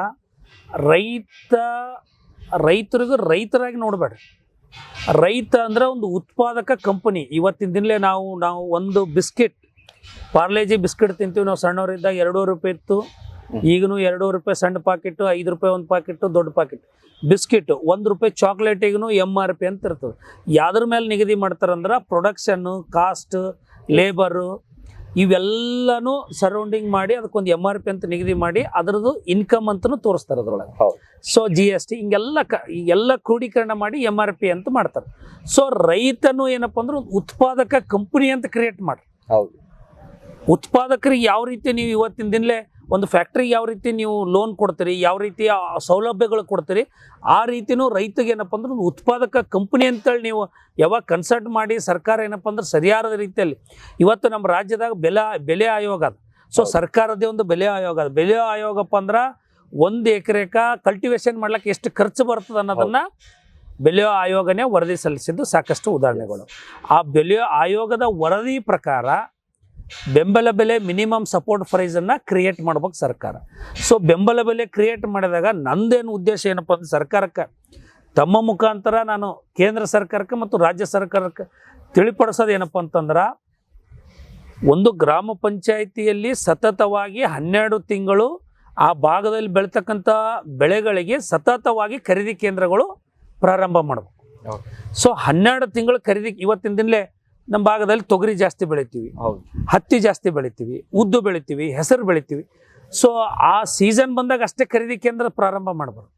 ಸತತವಾಗಿ ಖರೀದಿ ಕೇಂದ್ರ ಪ್ರಾರಂಭ ಆದಾಗ ಇವತ್ತಿನ ದಿನಲೇ 8,000 ರೂಪಾಯಿ ತೊಗರಿ ಒಂದು ಕ್ವಿಂಟಲ್ಲಿ ಖರೀದಿ ಮಾಡ್ತಿದ್ರು ಅಂತ ತಿಳ್ಕೊರಿ ಸರ್. ಅದ್ರ ಬೆಲೆ ಕುಸಿತ ಆಗಂಗಿಲ್ಲ. ಮಾರ್ಕೆಟ್ನಾಗ ಏನದಲ್ಲ, ದಲ್ಲಾಳಿಗಳು 8,000, 9,000, 10,000. ಯಾಕಪ್ಪ ಅಂದ್ರೆ ರೈತರಿಗೆ ಏನಾಗಿಬಿಡ್ತದ, ಖರೀದಿ ಕೇಂದ್ರ ಗೌರ್ಮೆಂಟ್ ಖರೀದಿ ಕೇಂದ್ರ ಅಲ್ಲೇ ಅದ. ಅಲ್ಲಿ ನಾವು ಅವರು ಅಲ್ಲಿಗೆ ಹೋಗಿ ಮಾರಾಟ ಮಾಡಿದ್ರೆ 8,000 ರೂಪಾಯಿ ಬರ್ತದ, ಅಂದ್ರೆ ನಾವು 9,000ನೇ ಖರೀದಿ ಮಾಡ್ಬೇಕನ್ನೋದು. ಹಿಂಗಾಗಿ ರೈತರದು ಬೆಳೆದಂತ ಬೆಳೆಗೆ ಏನಪ್ಪ ಅಂದ್ರೆ ಬೆಲೆ ಸಿಗ್ತಕ್ಕಂಥ ವ್ಯವಸ್ಥೆ. ಸರ್ಕಾರ ನಾವ್ ಈಗ ಒಂದು ಲೆಕ್ಕ ಮಾಡ್ಬೇಕಂದ್ರ ರೈತರು ತಮ್ಮ ಹೊಲದಾಗ ಬೆಳೆದದ್ದನ್ನೇ ತಂದು ಮಾರಾಟ ಮಾಡ್ಬೇಕಾಗ್ತದ. ತಮ್ಮಲ್ಲಿ ಎಷ್ಟದ ಅಷ್ಟೇ ಮಾರಾಟ ಮಾಡ್ಬೇಕು, ಎಲ್ಲಿದು ಬೇರೆ ಕಡೆಯಿಂದ ತರ್ಲಕ್ಕಾಗಲ್ಲ. ಸೊ ಹಿಂಗಾಗಿ ನಮಗೆ ಇವತ್ತಿಲ್ಲ ನಾಳೆ 8,000 ರೂಪಾಯಿ ರೇಟ್ ಸಿಗ್ತದ ಅನ್ನೋ ಭರೋಸೆ ಇದ್ರ ರೈತರು ಅದನ್ನ ಸ್ಟಾಕ್ ಮಾಡ್ಕೊಂಡು ಮುಂದಿನ ದಿನದಾಗೂ ಮಾರಾಟ ಮಾಡ್ಬೋದು. ಇಲ್ಲ ಬೇರೆ ಕಡೆಗೆ ರೇಟ್ ಜಾಸ್ತಿ ರೇಟ್ ಸಿಗ್ತದೆ ಅಲ್ಲಿ ಹೋಗಿ ಮಾರಾಟ ಮಾಡ್ಬೋದು. ಆ ರೀತಿ ಬೆಳೆದಂತ ಬೆಳೆಗೆ ಒಳ್ಳೆ ರೇಟ್ ಸಿಗ್ಬೇಕಾದ್ರೆ MSP ಖರೀದಿ ಕೇಂದ್ರಗಳನ್ನ ಸತತವಾಗಿ 12 ತಿಂಗಳು ಪ್ರಾರಂಭ ಮಾಡಿದ್ರ ಸರಿಯಾದ ರೀತಿಯಲ್ಲಿ ರೈತರಿಗೆ ನ್ಯಾಯ ಸಿಗ್ಲಕ್ಕ ಅನುಕೂಲ ಆಗ್ತದೆ ಅನ್ನೋ ಮಾತನ್ನ ತಮ್ಮ ಮುಖಾಂತರ ಸರ್ಕಾರಕ್ಕೆ ಎಚ್ಚರಿಕೆ ನೀಡ್ತದೆ. ಈಗ ಈ ರಾಜ್ಯ ರೈತ ಸಂಘ ಹುಟ್ಕೊಂಡಿದ್ ಹೇಗೆ, ಹಿಂಗ್ ಆರಂಭ ಆಯ್ತು? ಯಾಕಂದ್ರೆ ಏನಾದ್ರೂ ಒಂದಿಷ್ಟು ಘಟನೆಗಳು ಆದಂತ ಸಂದರ್ಭದಲ್ಲಿ, ನನಗೇನಾದ್ರೂ ಒಂದಿಷ್ಟು ಅನ್ಯಾಯಗಳು ಆದಂತ ಸಂದರ್ಭದಲ್ಲಿ ಒಂದು ರೀತಿಯಾದಂತ ನ್ಯಾಯ ಕೊಡಿಸೋದಕ್ಕೆ ಒಂದು ಸಂಘಟನೆಯನ್ನ ಓಪನ್ ಆಗಿರ್ಬೋದು, ರೈತರಿಗೆ ನ್ಯಾಯ ಕೊಡಿಸುವಂತ ಲೆಕ್ಕಾಚಾರದಲ್ಲೂ ಈ ಸಂಘಟನೆ ಹುಟ್ಕೊಂಡಿದ್ ಹೇಗೆ ಅಂತ. ಸರ್, ನನಗೆ ಒಂದು ನೋವು ಏನಾಯ್ತಪ್ಪ ಅಂದ್ರ, ರೈತ ಸಂಘಟನೆ ಸಾಕಷ್ಟು ಅದಾವ, ಸಂಘಟನೆಗಳನ್ನು ಸಾಕಷ್ಟು ಅದಾವ. ಸೊ ನಮ್ಮ ಭಾಗ ಉತ್ತರ ಕರ್ನಾಟಕಕ್ಕೆ ಕಡೆಗಣಿಸ್ತಕ್ಕಂಥ ಸಂಘಟನೆಗಳೇ ಜಾಸ್ತಿ ಆಗ್ಯಾವ ಅಂತ ಅನ್ಕೋತೀನಿ ನಾನು. ಈಗ ನಾವು ದಕ್ಷಿಣ ಕರ್ನಾಟಕಕ್ಕೆ ಹೋಗಿ ಹೋರಾಟ ಮಾಡ್ತೀವಿ ನಮ್ಮ ಕಡೆ ಜನ, ಹೌದು. ಬಟ್ ದಕ್ಷಿಣ ಕರ್ನಾಟಕದವರು ನಮ್ಮ ಉತ್ತರ ಕರ್ನಾಟಕದ ಸಮಸ್ಯೆ ಬಗ್ಗೆ ಹೋರಾಟ ಮಾಡಲಿಲ್ಲ. ಕಾವೇರಿ ವಿಚಾರವಾಗಿ ಇಡೀ ರಾಜ್ಯನೇ ಏನಪ್ಪ ಅಂದ್ರೆ ಧ್ವನಿ ಎತ್ತೀವಿ. ನಮ್ಮ ಭಾಗದಲ್ಲಿ ಹತ್ತಿ ಸಮಸ್ಯೆ ಇದ್ರೆ ಯಾರು ಬರಲಿಲ್ಲ, ತೊಗರಿ ಸಮಸ್ಯೆ ಇದ್ರೆ ಯಾರು ಬರಲಿಲ್ಲ. ನಮ್ ಕೃಷ್ಣಾ ನೀರಾವರಿ ಸಮಸ್ಯೆ, ರೈತರಲ್ಲಿ ಹೊಂದಾಣಿಕೆ ಇಲ್ಲ ಅಂತೀರಾ ಸರ್? ರೈತರಲ್ಲಿ ಹೊಂದಾಣಿಕೆ ಇಲ್ಲ ಸರ್. ನನಗೆ ನೋವು, ನನ್ನ ಪರ್ಸನಲಿ ನನ್ನ ನೋವನ್ನ ತೊಡ್ಕೊಳ್ಳೋದು, ನನ್ನ ನೋವನ್ನ ತಮ್ಮ ಎದುರು ಹಂಚ್ಕೊತಿದ್ದೀನಿ ಸರ್. ನಮ್ಮ ಕೃಷ್ಣಾ ಮೇಲ್ದಂಡೆ ಯೋಜನೆ ಆ ವಿಚಾರವಾಗಿ ದಕ್ಷಿಣ ಕರ್ನಾಟಕದಲ್ಲಿ ಇರ್ತಕ್ಕಂಥ ರೈತ ಸಂಘಟನೆಗಳು ಯಾರು ಧ್ವನಿ ಎತ್ತಲಿಲ್ಲ. ಬಹಳಷ್ಟು ಹೋರಾಟ ಮಾಡಿದ್ರೆ ನೋಡಿದ್ದೀನಿ ನಾವು. ಅದ್ರ ಬಗ್ಗೆ ಸಾಕಷ್ಟು ಚಿಂತನೆಯನ್ನು ಮಾಡಿದ್ದೀವಿ, ಸಾಕಷ್ಟು ತನಿಖೆಯನ್ನು ಮಾಡಿದ್ದೀವಿ, ಸಾಕಷ್ಟು ಹೋರಾಟನೂ ಮಾಡಿದ್ದೀವಿ. ನಮ್ದು ಒಂದೇ ಕನಸು ಸರ್, ನಮ್ಮ ಭಾಗದಲ್ಲಿರ್ತಕ್ಕಂಥ ಕೃಷ್ಣಾ ಮೇಲ್ದಂಡೆ ಯೋಜನೆ ರಾಷ್ಟ್ರೀಯ ಯೋಜನೆ ಅಂತೇಳಿ ಘೋಷಣೆ ಆಗ್ಬೇಕು. 17 ಅಡಿ ಇನ್ನೂ ಆಲಿಮಟ್ಟಿ ಜಲಾಶಯ ಎತ್ತರ ಆಗ್ಬೇಕು. ಸೊ 15 ಅಡಿ 17 ಅಡಿ ಇನ್ನ ಎತ್ತರ ಆಯ್ತು ಅಪ್ಪ ಅಂದ್ರ ನಾವೇನಪ್ಪ ಅಂದ್ರ 150 TMC ನೀರು ಇನ್ನ ಹೆಚ್ಚಿಗೆ ಸಂಗ್ರಹಣೆ ಮಾಡ್ಲಕತ್ತ. ಸೊ ಇನ್ನ ಹೆಚ್ಚಿಗೆ ಸಂಗ್ರಹಣೆ ಮಾಡಿದೆವಪ್ಪ ಅಂದ್ರ 5,44,000 ಹೆಕ್ಟರ್ ಪ್ರದೇಶ ಹೆಚ್ಚಿಗೆ ನೀರಾವರಿ ಮಾಡ್ತಕ್ಕಂಥ ವ್ಯವಸ್ಥೆ ಆಯ್ತು. ಸೊ ಹಿಂಗಾಗಿ ಅತಿ ಹೆಚ್ಚು ದೊಡ್ಡ ಪ್ರಾಜೆಕ್ಟು, ದೊಡ್ಡ ಅದ್ರ ಬಗ್ಗೆ ಚಿಂತನೆ ದಕ್ಷಿಣ ಕರ್ನಾಟಕದವ್ರು ನಮ್ಮ ಬಗ್ಗೆ ಚಿಂತನೆ ಮಾಡಂಗಿಲ್ಲ. ಇವತ್ತಿನ ಸರ್ ತಾವು ನೋಡ್ಬೋದು, ಬಿಡದಿ ಹೋರಾಟ ಸಲುವಾಗಿ ಇಡೀ ರಾಜ್ಯನೇ ಸಪೋರ್ಟ್ ಮಾಡ್ಲಾಗ. ಕೃಷ್ಣಾ ಮೇಲ್ದಂಡೆ ಯೋಜನೆ ಎತ್ತರ ಮಾಡ್ಬೇಕಂತೇಳಿ ನಾನು ಹೋರಾಟ ಮಾಡಿದೆ, ತಾವು ನೋಡಿದ್ರಿ, ತಾವು ಸುದ್ದಿ ಮಾಡಿದ್ರಿ, ಹೌದಾ? ಒಂದು ಸಾಕಷ್ಟು ದಿನಗಳ ಕಾಲ ಪ್ರಚಾರನ ಮಾಡಿದೆವು. ನಮ್ಮ ಭಾಗದ ಜನ ಬಿಟ್ರೆ ದಕ್ಷಿಣ ಕರ್ನಾಟಕದವ್ರು ಯಾರು ನಮಗೆ ಸಪೋರ್ಟ್ ಮಾಡಲಿಲ್ಲ. ನಮಗೆ ಅನಿವಾರ್ಯ ನಂಬುದು ನಾವೇ ಹೋರಾಟ ಮಾಡ್ತಕ್ಕಂಥ ಪರಿಸ್ಥಿತಿ. ಹಿಂಗಾಗಿ ಏನಪ್ಪ ಅಂದ್ರೆ ನನಗೆ ನೋವಾಗಿದ್ದಕ್ಕೆ ನಾವೇನು ಮಾಡಿದೆವು, ನಮ್ಮ ಉತ್ತರ ಕರ್ನಾಟಕದ ಏಳಿಗೆಗಾಗಿ, ಉತ್ತರ ಕರ್ನಾಟಕ ರೈತರ ಭವಿಷ್ಯಕ್ಕಾಗಿ, ಉತ್ತರ ಕರ್ನಾಟಕದ ಮುಂದಿನ ಮಕ್ಕಳ ಭವಿಷ್ಯಕ್ಕಾಗಿ, ಫ್ಯೂಚರ್ನಾಗ ಏನಾಗತ್ತ ಸರ್, ಇದೇ ರೀತಿ ರೈತರಿಗೆ ಅನ್ಯಾಯ ಹಾಕೋತೋಯ್ತಪ್ಪ ಅಂತಂದ್ರ ಮುಂದಿನ ದಿನದಾಗ ರೈತ ಏನಪ್ಪ ಅಂದ್ರ ಕೃಷಿಯನ್ನ ಮರಿತಕ್ಕಂಥ ವ್ಯವಸ್ಥೆ ಬಂದ್ಬಿಡುತ್ತೆ. ಆ ಸಂದರ್ಭ ಬರಬಾರ್ದು ಅನ್ನೋ ನಿಟ್ಟಿನಲ್ಲಿ ರೈತರಿಗೆ ಏನಪ್ಪ ಅಂದ್ರೆ ಒಂದು ನ್ಯಾಯ ಕೊಡಿಸ್ಬೇಕು.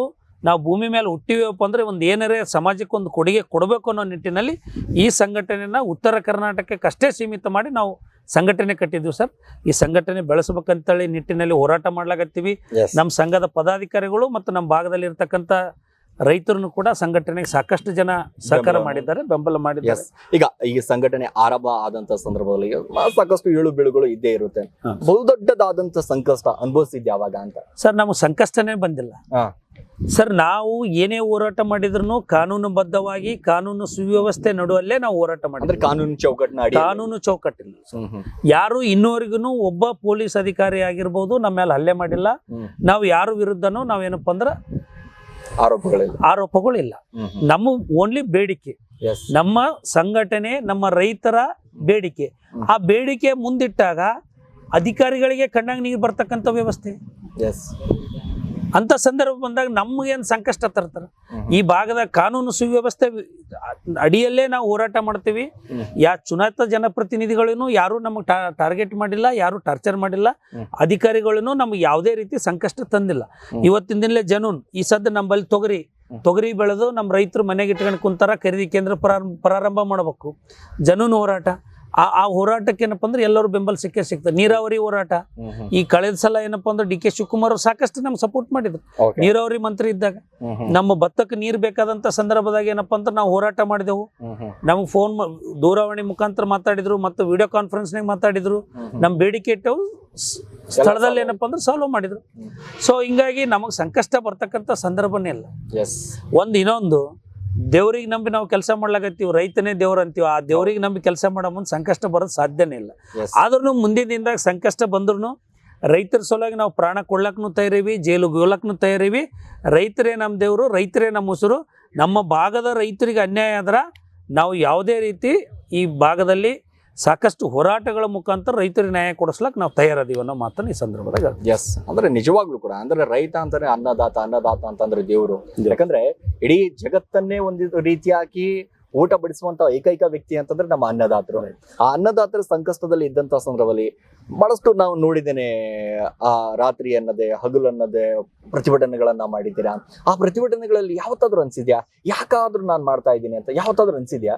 ಇಲ್ಲ ಸರ್, ನಾನು ಬಿಸ್ನೆಸ್ ಮಾಡೀವಿ, ಹತ್ತಿ ವ್ಯಾಪಾರ ಮಾಡೀವಿ, ತೊಗರಿ ವ್ಯಾಪಾರ ಮಾಡೀವಿ. ಒಂದೊಂದು ದಿನಕ್ಕೆ 1 ಕೋಟಿ ರೂಪಾಯಿ ತಂದು ಮನೆಗಿಟ್ಟು ರೊಕ್ಕ ಎಣಿಸಿ ರೈತರಿಗೆ ಹಂಚಿವಿ, ದುಡ್ಡು ತಂದಿಟ್ಟಿವಿ, ಎಲ್ಲಾನು ಮಾಡಿವಿ. ಬಟ್ ಅವಾಗ ನಾನು ಸ್ಯಾಟಿಸ್ಫ್ಯಾಕ್ಷನ್ ಇದ್ದಿದ್ದಿಲ್ಲ, ನೆಮ್ಮದಿ ಇದ್ದಿದ್ದಿಲ್ಲ. ಇನ್ನ ದುಡ್ಡು ಗಳಿಸ್ಬೇಕು, ಇಲ್ಲ ನಾಳೆಗೆ ಏನ್ ವ್ಯಾಪಾರ ಮಾಡ್ಬೇಕು, ನಾಳೆಗೆ ಏನ್ ಮಾಡ್ಬೇಕು ಅಂತೇಳಿ. ಸೊ ಈ ಸದ್ದ ನಮ್ಮ ಮನಸ್ಸಿಗೆ ನೆಮ್ಮದಿ ಏನ್ ಅನಿಸ್ತಂದ್ರ, ನಾನು ಒಬ್ಬ ರೈತಗೆ ಒಂದು ಒಳ್ಳೆ ಕೆಲಸ, ಈ ಭಾಗದಲ್ಲಿ ರೈತರಿಗೆ ಕೆಲಸ ಮಾಡಿ ಜಯ ಗಳಿಸಿ ಈ ಭಾಗದಾಗ ನೀರಾವರಿ ವ್ಯವಸ್ಥೆಗೆ ಏನ್ ನೀರು ಬಂದು 1 ವರ್ಷ ನಾವೇನಪ್ಪ ಅಂದ್ರೆ ಮೆಣಸಿನಕಾಯಿ ಬೆಳೆಗೆ ನೀರು ಇರ್ಲಾರ್ದಕ್ಕೆ ನಾವು ಹೋರಾಟ ಮಾಡಿದ್ವಿ. ಹೋರಾಟ ಮಾಡ್ತಕ್ಕಂಥ ಸಂದರ್ಭದಾಗ ಡಿ ಕೆ ಶಿವಕುಮಾರ್ ಅವರು ವಿಡಿಯೋ ಕಾನ್ಫರೆನ್ಸ್ ಮುಖಾಂತರ ಚುನಾಯಿತ ಜನಪ್ರತಿನಿಧಿಗಳು ನಾವು ಅಷ್ಟೇ ಮಾತಾಡಿದ್ವು. ಜನಪ್ರತಿನಿಧಿಗಳು ಏನೇನೋ ಹೇಳಿದ್ರು, ಬಟ್ ನನ್ನ ಮಾತು ಕೇಳಿದ್ರು ಡಿ ಕೆ ಶಿವಕುಮಾರ್. ಸರ್, ನೀವು ನಮ್ಗೆ ರಿಕ್ವೆಸ್ಟ್ ಮಾಡ್ತೀವಿ ನೀರು ಬಿಡ್ಬೇಕಂದ್ರೆ. ಆಯ್ತಪ್ಪ, ನಾಳೆಗೆ ನಿನ್ಗೆ ಎಷ್ಟು TMC ನೀರು ಬೇಕು? 6 TMC ಬೇಕು. 6 ಆಗಲ್ಲ 3 ಬಿಡುತ್ತೆ. ಇಲ್ಲ ಸರ್, ರಿಕ್ವೆಸ್ಟ್ ಅದು ಬೇಡ ಇದು ಬೇಡ, 5 TMC ನೀರು ಬಿಡ್ರಿ ಸರ್. 5 TMC ನೀರು ಬಿಟ್ರು. ಸೊ 5 TMC ನೀರು ಬಿಟ್ಟಾಗ ನಮ್ಮ ಭಾಗದ ರೈತರು ಏನ್ ಮಾಡಿದ್ರು, ನನ್ನ ಫೋಟೋ ತಗೊಂಡು ಹಾಲಿನ ಅಭಿಷೇಕ ಮಾಡಿದ್ರು. ಸೊ ಸ್ಯಾಟಿಸ್ಫ್ಯಾಕ್ಷನ್, ಅದರಲ್ಲಿ ತೃಪ್ತಿ. ಅದು ಹಾಲಿನ ಅಭಿಷೇಕ ಮಾಡ್ಯಾರಂತಲ್ಲ, ನಾವು ಒಂದು ಹೋರಾಟ ಮಾಡೋದ್ರ ನಿಂತ ಲಕ್ಷಾಂತರ ಜನರಿಗೆ ನೀರು ಮುಡಿತಲ್ಲ, ಅದೊಂದು ಖುಷಿ, ಸ್ಯಾಟಿಸ್ಫ್ಯಾಕ್ಷನ್ ಮನುಷ್ಯ. ನಾನು ಹುಟ್ಟಿದ್ದಕ್ಕೂ ಸಾರ್ಥಕ ಆಯ್ತಪ್ಪ ಭೂಮಿಗೆ. ನನ್ನ ತಾಯಿ ಕಣ್ಣಾಗ ಹೆಂಗಪ್ಪ ಅಂದ್ರೆ ನಾನು ಈ ಮಗನಿಗೆ ಹಡದಕ್ಕೂ ನಮ್ಮ ಭಾಗದ ರೈತರಿಗೆ ನ್ಯಾಯ ಕೊಡಿಸ್ಲಾಕತ್ತನಪ್ಪ ಅನ್ನೋ ಒಂದು ಖುಷಿ. ಜನನಾಯಕ ಅನ್ನೋದಕ್ಕಿಂತ ಜನ ಸೇವಕ ಅಂದ್ರೂ ತಪ್ಪಿಲ್ಲ ಸರ್. ನಾವು ನಾಯಕ ಆಗೋದು ಬೇಕಾಗಿಲ್ಲ ನನಗ. ಜನ ಸೇವಕನಾಗಿ ರೈತರಿಗೆ ಸೇವೆ ಮಾಡ್ತಕ್ಕಂಥದ್ದು ಅದು ಸರ್. ಇನ್ನೊಂದು, ಎಲ್ಲರೂ ಮಾಡ್ಲಕ್ ಆಗಂಗಿಲ್ಲ. ಹೌದು, ಆ ಪರಮಾತ್ಮ ಯಾರಿಗೆ ಏನ್ ಮಾಡಂತ ಕಳಿಸಿರ್ತಾನ ಅದನ್ನ ನಾವು ಮಾಡಬೇಕು. ಸೊ ಪರಮಾತ್ಮ ನಿನಗೆ ಎದಕ್ಕೆ ಕಳಿಸ್ಯಾನ ಅನ್ನೋದನ್ನ ನಾವು ಅರ್ಥಕೊಂಡು ನನಗೆ ಇದಕ್ಕೆ ಕಳಿಸ್ಯಾನ, ಈ ಕೆಲಸನ ಮಾಡ್ಬೇಕಂದ್ರೆ ಅದು ಮಾಡಿದ್ರೆ ಯಶಸ್ವಿ ಆಗ್ತೀವಿ. ಬಟ್ ಅವ ಕಳಿಸಿದ್ದೇ ಬೇರೆದು, ನಾವು ಮಾಡೋದೇ ಬೇರೆದಕ್ಕಂದ್ರೆ ಆಗಂಗಿಲ್ಲ. ಯಾವಾಗ ಅನ್ಸ್ತು ನಿಮಗೆ ನಾನು ಈ ಹೋರಾಟಗಳನ್ನ ಮಾಡಬೇಕು, ರೈತರ ಬೆಂಬಲ ಅಂತ ಅಂದಾಗ ಒಂದಿಷ್ಟು ಪ್ರತಿಭಟನೆಗಳನ್ನ ಆರಂಭ ಮಾಡ್ತಿರಲ್ಲ, ಅವತ್ತು ಇಲ್ಲ ಇವತ್ತು ನಾವು ನ್ಯಾಯ ಸಿಗುತ್ತೆ ಅನ್ನೋಂಥ ರೀತಿಯಾಗಿ ಹೋರಾಟ ಪ್ರತಿಭಟನೆ ಮಾಡ್ತೀರಾ, ಅಥವಾ ಇಲ್ಲ ನಮ್ಗೆ ಸಿಗೋದಿಲ್ಲ ನಾವು ಸುಮ್ಮನೆ ಮಾಡ್ಬೇಕು ಅನ್ನೋಂಥ ರೀತಿಯಾಗಿ? ಸರ್, ಇನ್ನೊಂದು ಒಂದು ಹೋರಾಟ ನಾವು ಹೆಂಗ್ ಮಾಡ್ತೀವಪ್ಪ ಅಂದ್ರೆ, ಒಂದು ಇಲ್ಲಿ ಹೋರಾಟನೂ ಇರ್ತದ, ಅಲ್ಲಿ ಹೈಕೋರ್ಟ್ನಾಗ ರಿಟ್ ಅಪೀಲ್ನೂ ಇರ್ತದೆ. ಇಲ್ಲಿ ಹೋರಾಟದಾಗ ಯಶಸ್ವಿ ಆಗಲಿಲ್ಲ ಅಂದ್ರ ಹೈಕೋರ್ಟ್ ನಿಂತಾರೆ ಆರ್ಡರ್ ಮಾಡಿಸ್ಕೊಂಡು ನಾವು ಹೋರಾಟ ಸಕ್ಸಸ್ಫುಲ್ ಮಾಡ್ತೀವಿ. ಕಾನೂನು ಸುವ್ಯವಸ್ಥೆ ಅಂದ್ರ ಕಾರ್ಯಾಂಗ, ನ್ಯಾಯಾಂಗ, ಶಾಸಕಾಂಗ. ಒಂದು ಕಾರ್ಯಾಂಗಕ್ಕ ತಲಿಬಾಗಿ ನಾವು ಕಾರ್ಯಾಂಗಕ್ಕ ಏನಪ್ಪ ಅಂದ್ರ ನ್ಯಾಯ ಕೇಳಕ್ ಮಾಡ್ತೀವಿ. ಕಾರ್ಯಾಂಗ ಶಾಸಕಾಂಗದ ಮೇಲೆ ಹಾಕ್ತಪ್ಪ ಅಂದ್ರ ಶಾಸಕಾಂಗ ಏನಪ್ಪ ಅಂತಂದ್ರ ನಮಗ್ ಸಪೋರ್ಟ್ ಮಾಡಿತು, ಓಕೆ. ನ್ಯಾಯ ಕೊಡ್ಲಕ್ಕ ಅವರು ನಮಗ ಬದ್ಧವಾಗಿ ನಿಂತ್ರಪ್ಪ ಅಂದ್ರೆ ಓಕೆ. ಆಲಿಲ್ಲಪ್ಪ ಅಂದ್ರ ನ್ಯಾಯಾಂಗದ ಮೊರೆ ಹೋಗಿ ನಾವು ವ್ಯವಸ್ಥೆನ ಬದಲಾವಣೆ ಮಾಡಿ ನಾವು ಯಶಸ್ವಿ ಆಗೇ ತೀರ್ತೀವಿ ಅನ್ನೋ ಒಂದು ನಂಬಿಕೆ ಸರ್. ಕಾನೂನು ಸುವ್ಯವಸ್ಥೆ ರೈತರಿಗತ್ತ ಸರ್. ರೈತ ಯಾವಾಗ್ಲೂ ಏನಪ್ಪಾ ಅಂತಂದ್ರ ಇವತ್ತಿನ ದಿನ ಮಹಾತ್ಮ ಗಾಂಧೀಜಿ ಅವ್ರು ನಿಂತನು ನಮಗೆ ಸ್ವತಂತ್ರ ಸಿಕ್ತು. ಸುಭಾಷ್ ಚಂದ್ರ ಬೋಸ್ ಅವ್ರ ಅಂಜಿಕೆಗೂ ಸ್ವತಂತ್ರ ಸಿಕ್ತು. ಹೋರಾಟನೂ ಇದೆ ಇಲ್ಲಿ, ಶಾಂತಿಯುತ ತ್ಯಾಗನೂ ಇದೆ, Yes. ಬಲಿದಾನನೂ ಇದೆ. ಎಸ್ ಬಟ್ ಇನ್ನೊಂದು ನಮ್ಮ ವ್ಯವಸ್ಥೆ, ನಾವು ಸುಭಾಷ್ ಚಂದ್ರ ಬೋಸ್ ಅನುಯಾಯಿ ಅಂದ್ರೂ ತಪ್ಪಾಗಲಾರದು. ಅದಕ್ಕೂ ರೆಡಿ, ಕಾನೂನಕ್ಕೂ ಡಾಕ್ಟರ್ ಬಾಬಾ ಸಾಹೇಬ್ ಅಂಬೇಡ್ಕರ್ ಇವತ್ತಿನ ದಿನ ಕಾನೂನು ಸುವ್ಯವಸ್ಥೆ ಸಂವಿಧಾನ ಕೊಟ್ಟಾರ. ಆ ಪುಣ್ಯಾತ್ಮ ಏನ್ ನಮ್ಮ ಸಂವಿಧಾನ ಕೊಟ್ಟನ ಅದನ್ನ ನಾವು ಓದಿ ಅದ್ರ ಹಾದಿಯಲ್ಲಿ ನಡೆದೇವು ಅಂದ್ರೆ ನಮ್ಮ ಭಾಗದ ರೈತರಿಗೆ ನ್ಯಾಯ ಕೊಡಿಸ್ಲಕ್ಕ. ಸರ್ ಇನ್ನೊಂದು, ಈ ಕಾನೂನು ಸುವ್ಯವಸ್ಥೆ ಏನಾದ ಸರ್ ಇವತ್ತಿನ ದಿನ ಎಲ್ಲ ಕಡೆಗೂ ಭ್ರಷ್ಟಾಚಾರ. ಬಟ್ ಕಾನೂನು ವ್ಯವಸ್ಥೆ ಏನಾದ ಇವತ್ತು ಹೈಕೋರ್ಟು, ಕೋರ್ಟು, ನ್ಯಾಯಾಲಯದಲ್ಲಿ ಏನಪ್ಪಾ ಅಂದ್ರೆ ಭ್ರಷ್ಟಾಚಾರ ಅನ್ನೋದಿಲ್ಲ. ನಮ್ಮ ಬೇಡಿಕೆ ಅದನ್ನ ಸ್ವೀಕರಿಸ್ತದ, ಅದಕ್ಕೆ ನ್ಯಾಯ ಕೊಡಿಸ್ತಂತೇಳಿ ನ್ಯಾಯಾಂಗದ ಮೇಲೆ ಅಪಾಟವಾದಂತ ನಂಬಿಕೆನೇ ಇಟ್ಕೊಂಡು ಹೋರಾಟ ಮಾಡ್ತಕ್ಕಂಥ ವ್ಯಕ್ತಿಗಳು ಸರ್. ಸರ್ ಅವಾಗ ಒಂದಿಷ್ಟು ಈ ಪ್ರತಿಭಟನೆ ಮಾಡೋದಕ್ಕೆ ಆರಂಭ ಮಾಡ್ತೀರಾ, ಎಲ್ಲವೂ ಕೂಡ ಹೋಗ್ತಾ ಇರುತ್ತೆ, ಜೀವನ ಹೇಗೆ ನಡೀತಾ ಇದೆ ಇವಾಗ? ನಡೆದ ಸರ್ ಕಾಮನ್ ಆಗಿ ಸ್ಯಾಟಿಸ್ಫ್ಯಾಕ್ಷನ್ ಜೀವನ ಅಂತ ಹೇಳ್ತೀನಲ್ಲ ಸರ್ ನಾನು, ತೃಪ್ತಿಕರ ಜೀವನ. ಇವತ್ತು ಯಾವುದೋ ಒಂದು ಹೋರಾಟದಲ್ಲಿ ನಾವು ಗೆದ್ದೇವಪ್ಪ ಅಂದ್ರೆ ಮನ್ಯಾಗ ಬಂದು ನಮ್ಮ ತಾಯಿಯವರಿಗೆ ನಿನ್ ಮಗ ಒಳ್ಳೆ ಕೆಲಸ ಮಾಡ್ಯಾನವ, ಇವತ್ತು ಇಷ್ಟು ಜನರಿಗೆ ನೀರಾಯ್ತು, ಅಷ್ಟು ಜನರದು ಯಾವುದೋ ಅರಣ್ಯ ಇಲಾಖೆ ಸಮಸ್ಯೆ ಬಂತು, 1,000 ಎಕರೆ ಭೂಮಿ ಅರಣ್ಯ ಇಲಾಖೆದವ್ರು ಬಂದು ಅಕ್ಯುಪರ್ ಮಾಡ್ಲಾಕತ್ತಿದ್ರು. ಆ ಸಂದರ್ಭದಾಗ ನಾವು ಹೋರಾಟ ಮಾಡಿ ಆ ಭೂಮಿ ಉಳಿಸಿದೆವು.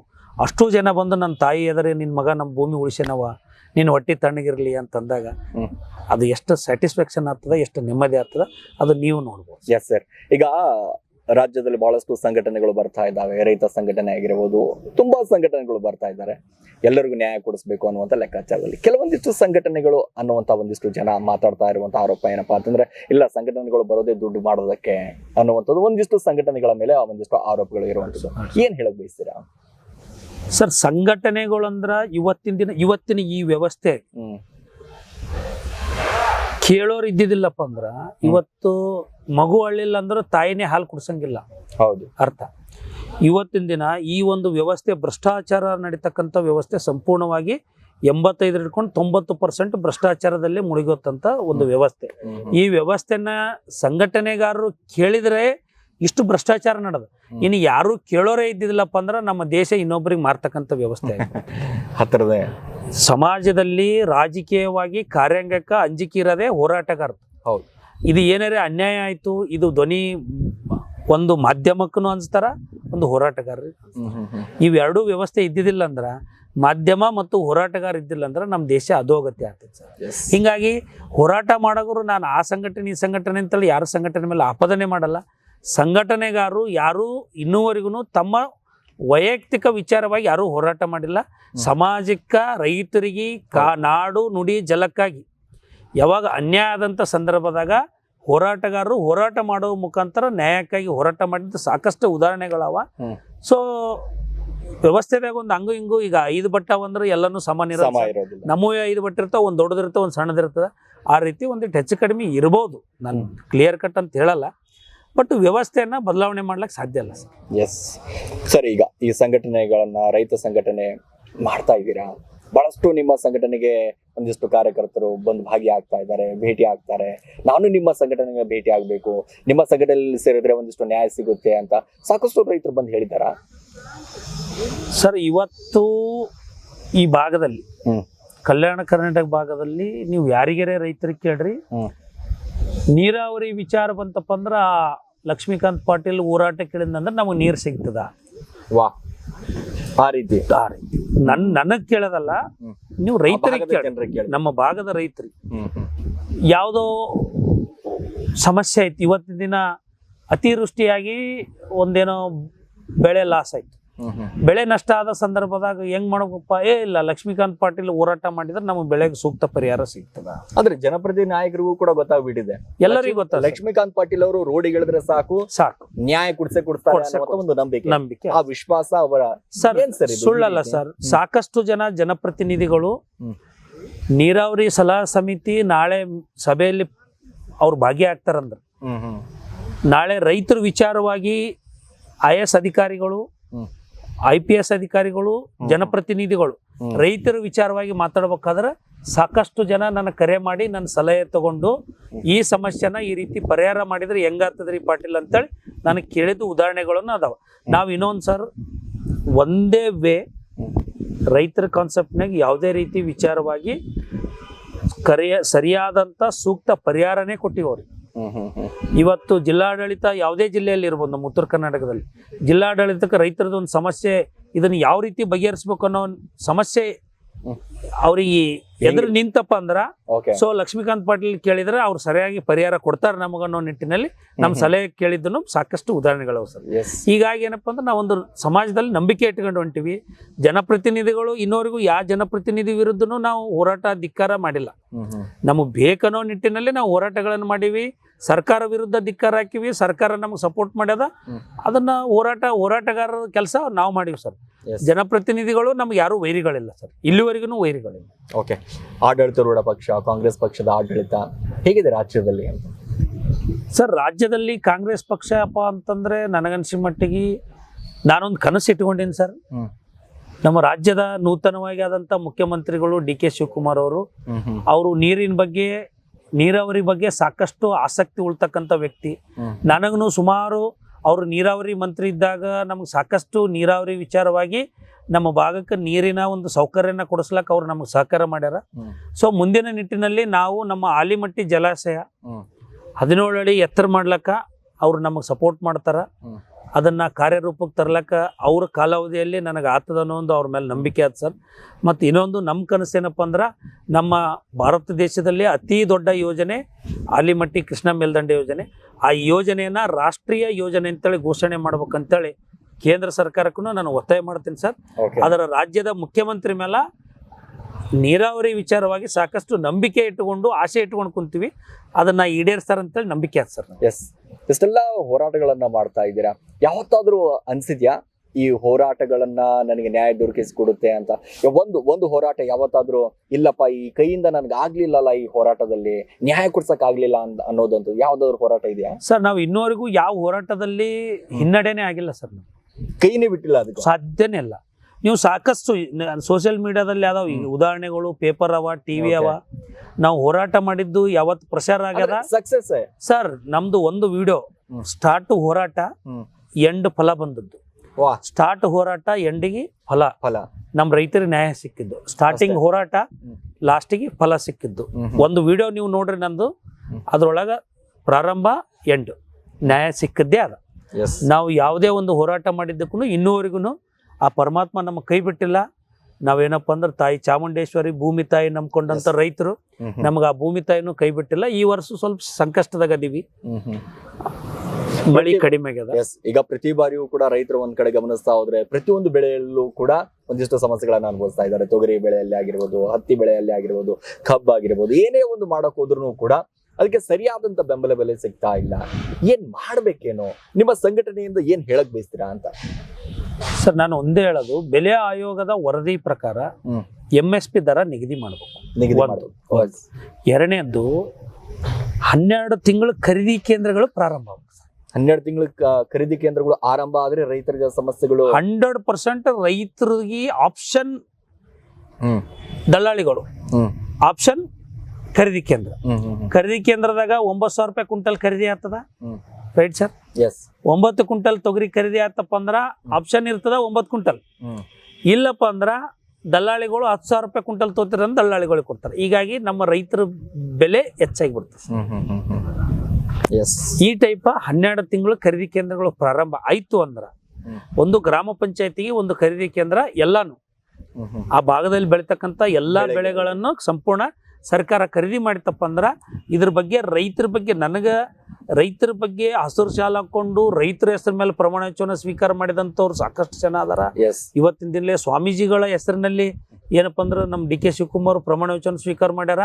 ಆ ಸ್ವಾಮೀಜಿಗಳು ನಂಬಿದ್ದನು ಗಂಗಾಧರ ಶ್ರೀಗಳನ್ನು ನಮ್ಮ ರೈತರು, ಅವ್ರೂ ರೈತರು, ಸ್ವಾಮೀಜಿ ಅವ್ರನ್ನು, ಅವರ ಒಂದು ಅನುಗ್ರಹ ಆ ಗಂಗಾಧರ ಸ್ವಾಮೀಜಿಯವರೇ ನಮ್ಮ ಡಿ ಕೆ ಶಿವಕುಮಾರ್ ಅವರು ಮನಸ್ಸಿಗೆ ಬರೆಸಿ 12 ತಿಂಗಳ ಖರೀದಿ ಕೇಂದ್ರ ಪ್ರಾರಂಭ ಮಾಡೋ ಒಂದು ಆಶೀರ್ವಾದ ಸ್ವಾಮೀಜಿ ಅವರು ಡಿ ಕೆ ಶಿವಕುಮಾರ್ ಅವ್ರಿಗೆ ಮಾಡ್ಲಿ ಅನ್ನೋ ಮಾತನ್ನ ಈ ಸಂದರ್ಭದಲ್ಲಿ. ಎಸ್ ಸರ್, ಈಗ ಒಂದ್ ಕಡೆ ಗಮನಿಸ್ತಾ ಇದ್ದೀನಿ ಬಹಳಷ್ಟು ಹೋರಾಟಗಳನ್ನ ಮಾಡ್ತಾ ಇದ್ದೀರಾ, ಮತ್ತೊಂದು ಕಡೆ ಸಮಾಜ ಸೇವೆಗಳು. ಹೇಗೆ ಸರ್, ಹೇಗ್ ಮಾಡ್ತೀರಾ ಇದೆಲ್ಲವೂ ಕೂಡ, ಹೇಗ್ ಸಾಧ್ಯ ಅಂತ? ಸರ್ ಮಾಡ್ತೀವಿ ಸರ್. ಸರ್ ನಮ್ದು 24 ಗಂಟೆಯಲ್ಲಿ ಬೆಳಗ್ಗೆ ಎದ್ರೆ ರೈತರ ಬಗ್ಗೆನೆ ಚಿಂತನೆ, ಬೆಳಗ್ಗೆ ಎದ್ರೆ ರೈತರ ಜೊತೆಗೆ ಡಿಸ್ಕಸ್, ಬೆಳಗ್ಗೆ ಎದ್ರೆ ರೈತರ ಜೊತೆಗೆ ಒಡನಾಟ, ಓಡಾಡೋದು, ಮಾಡೋದು, ರೈತರ ಸಮಸ್ಯೆ ಏನನ್ನೋದನ್ನ ಕ್ರೋಢೀಕರಣ ಮಾಡೋದು, ಅದ್ರ ಬಗ್ಗೆ ಹೋರಾಟ ಮಾಡೋದು.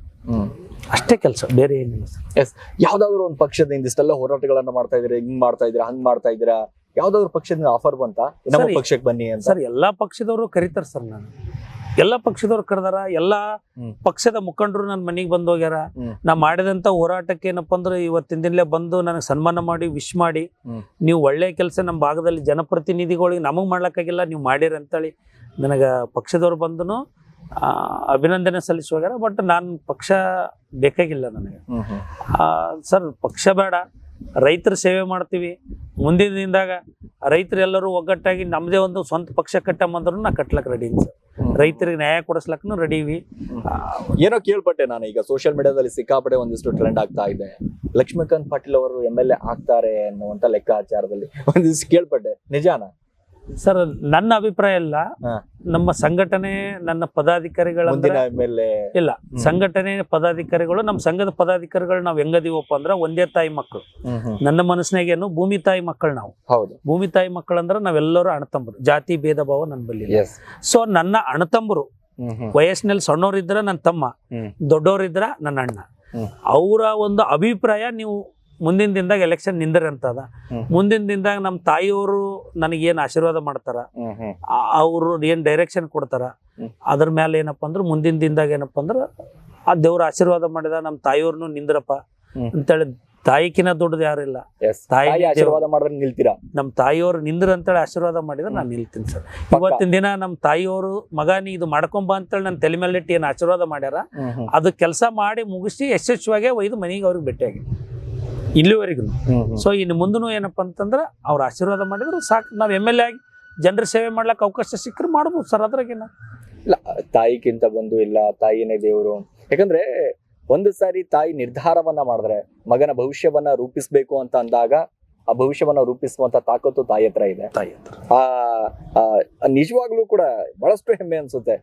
ಈ ಭಾಗದ ಶಾಸಕರಾದಂತ ಸಂದರ್ಭದಲ್ಲಿ ಆ ಜನರ ಸಮಸ್ಯೆಗಳನ್ನ ಬಗೆಹರಿಸುವಂತ ಕೆಲಸ ಯಾವ ರೀತಿ ಅದರ ನಿಜವಾಗ್ಲೂ ಕೂಡ ಇನ್ನೇನು ಮುಂದೆ ಬರ್ತಾ ಇರುವಂತ ಚುನಾವಣೆಯಲ್ಲಿ ಎಲೆಕ್ಷನ್ ನಿಲ್ಲುತ್ತೀರಾ, ಒಂದಿಷ್ಟು ಗೆದ್ದು ಬಂದಂತ ಸಂದರ್ಭದಲ್ಲಿ ಯಾವ ರೀತಿಯಾದ ರೂಪರೇಷೆಗಳಿದ್ದಾವೆ, ಜನರಿಗೆ ಯಾವ ರೀತಿಯಾದಂತಹ ಸಮಸ್ಯೆಗಳಿದ್ದಾವೆ, ಅಲ್ಲಿ ಆ ಸಮಸ್ಯೆಗಳನ್ನು ಯಾವ ರೀತಿಯಾಗಿ ಬಗೆಹರಿಸಬೇಕು ಅನ್ನುವಂಥದ್ದು?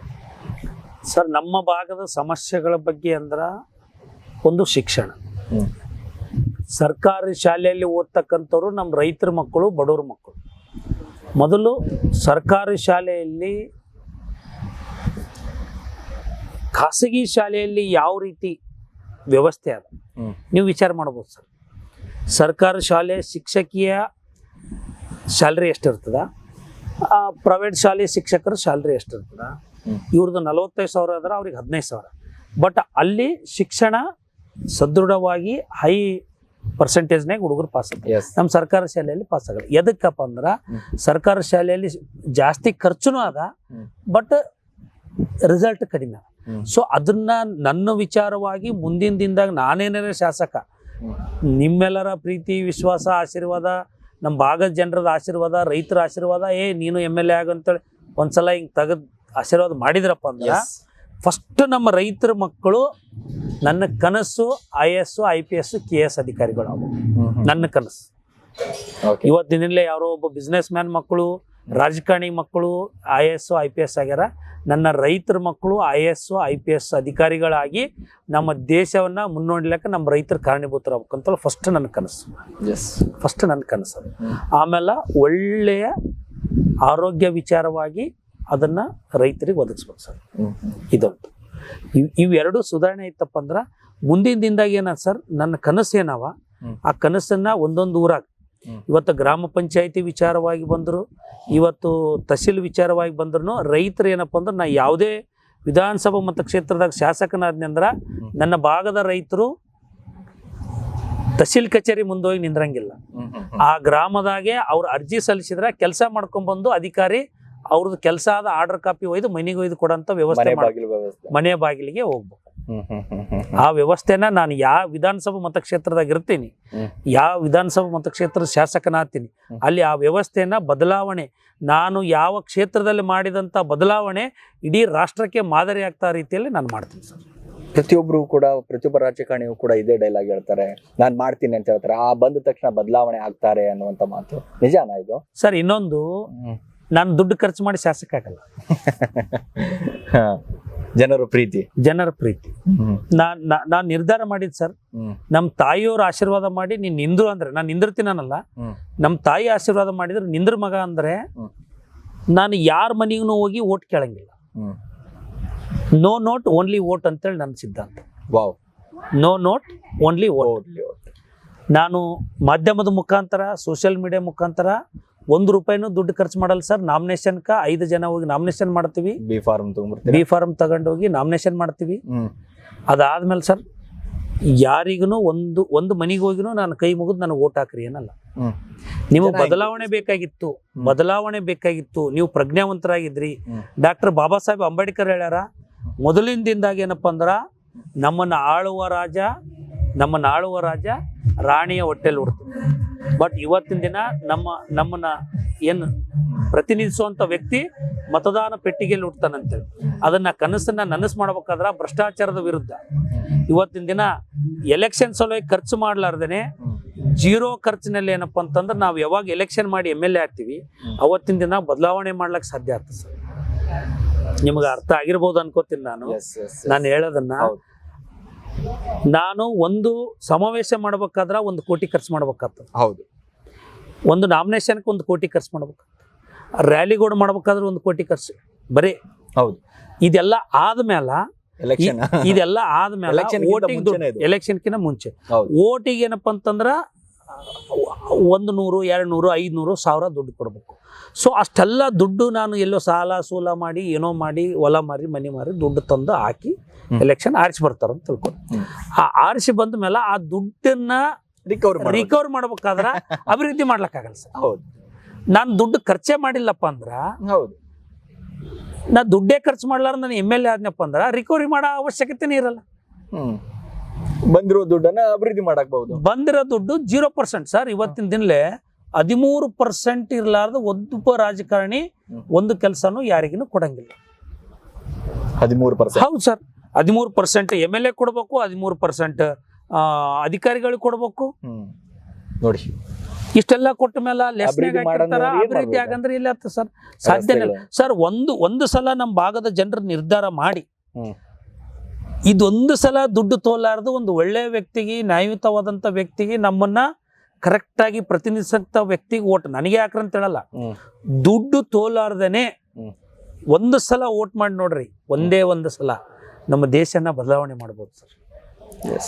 ಸರ್, ಒಂದು ಸಮಾವೇಶ ಮಾಡಬೇಕಾದ್ರ ಒಂದು ಗಾಡಿ ಆ ವಿಧಾನಸಭಾ ಮತಕ್ಷೇತ್ರಕ್ಕೆ ಒಂದು ಗಾಡಿ ತರಬೇಕಾದ್ರ ₹3,500 ಬಾಡಿಗೆ. ಹೌದು. ಆ ಗಾಡಿಯಲ್ಲಿ ಬರ್ತಕ್ಕಂಥ 15 ಜನರಿಗೆ ಊಟ ಅಂದ್ರೆ ₹6,000 ಖರ್ಚು. 3,500, ₹6,000 ಅಂದ್ರೆ ₹9,500 ಖರ್ಚು ಒಂದು ಗಾಡಿ ಬಂದು ಹೋಗ್ಬೇಕಾದ್ರೆ. ಮತ್ತ ಆ ಖರ್ಚನ್ನ ತೆಗಿಬೇಕಾದ್ರ ಅಭಿವೃದ್ಧಿ ಮಾಡ್ಲಕ್ಕಾಗಲ್ಲ ಸರ್. ಎಲ್ಲಿ ಅಭಿವೃದ್ಧಿ ಆಗುತ್ತೆ? ಸಾಧ್ಯ ಇಲ್ಲ. ಕಳಪೆ ಕಾಮಗಾರಿಗಳು, ಕಳಪೆ ರಸ್ತೆಗಳು. ಸರ್, ನಾನು MLA ಆಗ್ಬೇಕು, ಶಾಸಕ ಆಗ್ಬೇಕನ್ನೋ ಆಸೆ ಇಲ್ಲ ಸರ್. ಆದ್ರೆ ನಮ್ಮ ತಾಯಿಯವರು ನಿಂದ್ರಂದ್ರೆ ನಾನು ನಿಂದ್ರ. Question mark. ಅದಂದ್ರೆ ಪ್ರತಿಯೊಂದು ಕೂಡ ಒಳ್ಳೆ ಬೆಳವಣಿಗೆ ಮಾಡಬೇಕು, ಅಭಿವೃದ್ಧಿ ಮಾಡಬೇಕು ಅನ್ನುವಂತ ಒಂದು ಮೈಂಡ್ ಸೆಟ್. ಸರ್, ಒಂದು ವಿಚಾರ ನಾನು ಇವತ್ತು ಕ್ಲಿಯರ್ ಕಟ್ ಆಗಿ ಹೇಳ್ತೀನಿ. ಭೂಮಿ ಮೇಲೆ ಹುಟ್ಟಿವಿ, ಖಾಲಿ ಕೈಲೇ ಬಂದಿವಿ. ಜಸ್ಟ್ ಎಲ್ಲರೂ ಯಾರ್ಯಾರು ನೀವು ಭೂಮಿ ಮೇಲೆ ಇರಿ, ಒಂದ್ಸಲ ನಂದೊಂದು ಸಂದೇಶ ಯುವಕರಿಗೆ ಮತ್ತು ನಮ್ಮ ರಾಜ್ಯದ ಜನತೆಗೆ, ನಮ್ಮ ರೈತರಿಗೆ, ಎಲ್ಲರಿಗೆ, ಒಂದು ಸಲ ನೀವು ಒಂದು ನೀರಾಗರೆ ಹೋಗಿ ಕುಂದ್ರಿ, ಇಲ್ಲ ಗಿಡದ ಮೇಲೆ ಕುಂದ್ರಿ, ಭೂಮಿ ಮೇಲೆ ನಿಂದ್ರಬೇಡ್ರಿ. ನನ್ನ ಸಂದೇಶ. ಕುಂತು ಕಣ್ಣು ಮುಚ್ಚ್ರಿ, ಕಣ್ಣು ಮುಚ್ಚಿಕೊಂಡು ನೀ ಎದಕ್ ಬಂದಿದಿ, ಏನ್ ಮಾಡ್ಲಾಕೈತಿ ಅಷ್ಟ ಆಲೋಚನೆ ಮಾಡಿ. ನೀ ಬಂದು ಏನ್ ಸಾಧನೆ ಮಾಡಿ. ಏನಿನ್ನ ಸಾಧನೆ ಏನಿಲ್ಲ ಸರ್. ಸರ್, ನಾವು ಹುಟ್ಟ ಮುಂದೆ ಖಾಲಿ ಕೈಲೇ ಹುಟ್ಟಿವಿ, ಸತ್ತು ಮೇಲೂ ನಾವ್ ಏನ್ ಗಳಿಸಿರ್ತೀವಿ ಏನೂ ತೊಗೊಂಡೋಗಲ್ಲ. ಬಟ್ ನಾವೇನು ಒಳ್ಳೇದು ಮಾಡಿರ್ತೀವಿ ಅದಷ್ಟೇ ಉಳಿತೀವಿ ಭೂಮಿ ಮೇಲೆ. MLAಗಳು, ಶಾಸಕರು, ಸಚಿವರು ಎಷ್ಟು ಕೋಟಿಗಟ್ಟಲೆ ದುಡ್ಡು ಗಳಿಸಿದ್ರು ಸತ್ರ ಇಲ್ಲೇ ಬಿಡ್ಬೇಕು ಸರ್. ನಾವು ಸತ್ತೇವಂದ್ರ 24 ಗಂಟೆನೂ ನಮ್ ದೇಹ ಇಲ್ಲಿ ಇಟ್ಕಂಗಿಲ್ಲ ಸರ್. ಮಣ್ಣಾಗ ಮಣ್ಣು ಮಾಡಿ ಉಣಿ ಬಿಡ್ತಾರ, ಯಾರು ಇಟ್ಕಂಗಿಲ್ಲ. ಅದಕ್ಕೆ ನಾವೇನು ಭೂಮಿ ಮೇಲೆ ಇದ್ದಾಗೆ ಒಂದು ಸಮಾಜಕ್ಕೆ ಒಂದು ಕೊಡುಗೆ ಕೊಡ್ಬೇಕನ್ನೋ ಒಂದು ಉದ್ದೇಶ. ಏನಾದ್ರೂ ಆಗು, ಮೊದಲು ಮಾನವನಾಗು, ಅದಕ್ಕಿಂತ ಮುಂಚೆ ಏನಾದ್ರೂ ಒಂದು ಸಾಧಿಸ್ಬೇಕು. ನೀವು ಭೂಮಿ ಹುಟ್ಟಿದ ಮೇಲೆ ಎಷ್ಟೋ ಜನ ಹುಟ್ಟಾರ, ಎಷ್ಟೋ ಜನ ಸತ್ತಾರ. ಹೌದಿಲ್ಲ ಸರ್? ಯಾರ ಹೆಸರು ನೆನಪತ್ ಸರ್? 1 ವರ್ಷನೋ 2 ವರ್ಷ ನೆನಪಿರು ಇಲ್ಲ ಸರ್. ಭೂಮಿ ಮೇಲೆ ಹುಟ್ಟಾರ, ಸತ್ತಾರ. ಹೌದು. ಯಾರು ಸಮಾಜಕ್ಕಾಗಿ, ಯಾರು ತನ್ನ ಹೌದು. ಜನರಿಗಾಗಿ, ಹ್ಮ್. ಯಾರು ಇನ್ನೊಬ್ಬರಿಗಾಗಿ ದುಡ್ದಾರ ಅವ್ರ ಅವ್ರ ಹೆಸರು ಹೆಸರು. ಭೂಮಿ ಮೇಲೆ ನೆನಪ. ಎಸ್ ಹಿಂಗಾಗಿ ನನ್ನ ಹೆಸರುನು ಹ್ಮ್. ನಾನು ಸತ್ತನು ಭೂಮಿ ಮೇಲೆ ನೆನಪಿರುತ್ತಂದ್ರೆ ನಾನು ರೈತರು ಹೋರಾಟ ಮಾಡೀವಿ, ಹ್ಮ್. ರೈತರ ಸೇವೆ ಮಾಡೀವಿ ಅನ್ನೋದು ಎಲ್ಲೋ ಒಂದು ಕಡೆಗೆ ನೆನಪಿದ್ದೇ ಇರ್ತದೆ. ಆ ರೀತಿ ಭೂಮಿ ಮೇಲೆ ಒಂದು ನೆನಪನ್ನ ಇಟ್ಟೋಗ್ಬೇಕಂತೇಳಿ ಭಾವನೆ ಇಟ್ಕೊಂಡು ಜೀವನ ಮಾಡ್ತಕ್ಕಂಥವು ಸರ್. ನಾನು ದುಡ್ಡಿಗಾಗಿ, ಆಸೆಗಾಗಿ ನಾನು ಮಾಡ್ತಕ್ಕಂಥವಲ್ಲ ಸರ್. ಎಸ್ ಲಕ್ಷ್ಮೀಕಾಂತ್ ಪಾಟೀಲ್ ಅವರ ಪ್ರಕಾರ ಜೀವನ ಅಂತಂದ್ರೇನು? ಇವಾಗ ತಾನೇ ಬಹಳ ಸಂಕ್ಷಿಪ್ತವಾಗಿ ಬಹಳ ಅದ್ಭುತವಾಗಿ ಹೇಳಿದ್ರಿ ಸರ್ ನಿಜವಾದ ಜೀವನ ಅಂತಂದ್ರೆ ಏನು? ಸ್ಯಾಟಿಸ್ಫ್ಯಾಕ್ಷನ್ ಸರ್ ಜೀವನ ಅಂದ್ರೆ. ಸರ್ ನೀವು ಏನೇ ಮಾಡ್ರಿ, ಊಟ ಮಾಡ್ತೀರಿ, ಹ್ಮ್. ನನಗೆ ಹೊಟ್ಟೆ ತುಂಬಿತು, ತೃಪ್ತಿ ಆಗ್ಯದ ಅಂತೇಳಿ ಊಟ. ಹೌದಾ? ಹ್ಮ್. ನೀವು ಯಾವುದೇ ಒಂದು ಕೆಲಸ ಮಾಡ್ರಿ ಸರ್, ಹ್ಮ್. ಪರ್ಫೆಕ್ಟ್ ಆಗಿ ಮಾಡ್ರಿ. ಓಕೆ. ಒಂದೇ ಕೆಲಸದ ಮೇಲೆ ಕಾನ್ಸಂಟ್ರೇಷನ್ ಕೊಡ್ರಿ. ಹ್ಮ್. ಒಂದು ತಾವು ಮಾಧ್ಯಮ ಮಾಡ್ಲಾಕತ್ತೀರಿ, ಪರ್ಫೆಕ್ಟ್ ಆಗಿ ಮಾಧ್ಯಮ. ಒಂದು ರಾಜಕಾರಣಿ ಮಾಡ್ಲಾಕತ್ತೀರಿ, ಪರ್ಫೆಕ್ಟ್ ಆಗಿ ರಾಜಕಾರಣಿಗೆ, ಸಮಾಜಕ್ಕೆ ಒಂದು ಕೊಡುಗೆ. ಹ್ಮ್. ಸ್ಯಾಟಿಸ್ಫ್ಯಾಕ್ಷನ್. ನೀವು ಏನೇ ಮಾಡ್ರಿ, ಚಹಾ ಕುಡಿದ್ರು ಸ್ಯಾಟಿಸ್ಫ್ಯಾಕ್ಷನ್. Yes. ಈ ಚಹಾ ಕುಡ್ದೆ ನನಗೆ ತೃಪ್ತಿ ಆಯ್ತು, ಅವಾಗ ಜೀವನ ಸರ್. ಹ್ಮ್. ಈ ಚಹಾ ಕುಡ್ದೆ ಇನ್ನೊಂದು ಕಪ್ ಚಹಾ ಕುಡಿಬೇಕು ಅಂದ್ರೆ ಅದು ಜೀವನ ಅಲ್ಲ ಸರ್. ಸ್ಯಾಟಿಸ್ಫ್ಯಾಕ್ಷನ್ ಇಲ್ಲ ಅಂದ್ರೆ Yes. ಆ ಮನುಷ್ಯನ ಜೀವನನೇ ವ್ಯರ್ಥ. ಎಸ್. ಅದು ಜೀವನನೇ ವ್ಯರ್ಥ ಸರ್. ಬಟ್ ಈಗ ಜನ ಹೆಂಗದಂದ್ರೆ ಸರ್, ಸ್ಯಾಟಿಸ್ಫ್ಯಾಕ್ಷನ್ ಇರ್ಲಾರ್ದೆ ಜೀವನ ಮಾಡ್ಲಾಕತ್ತಾರ ಸರ್.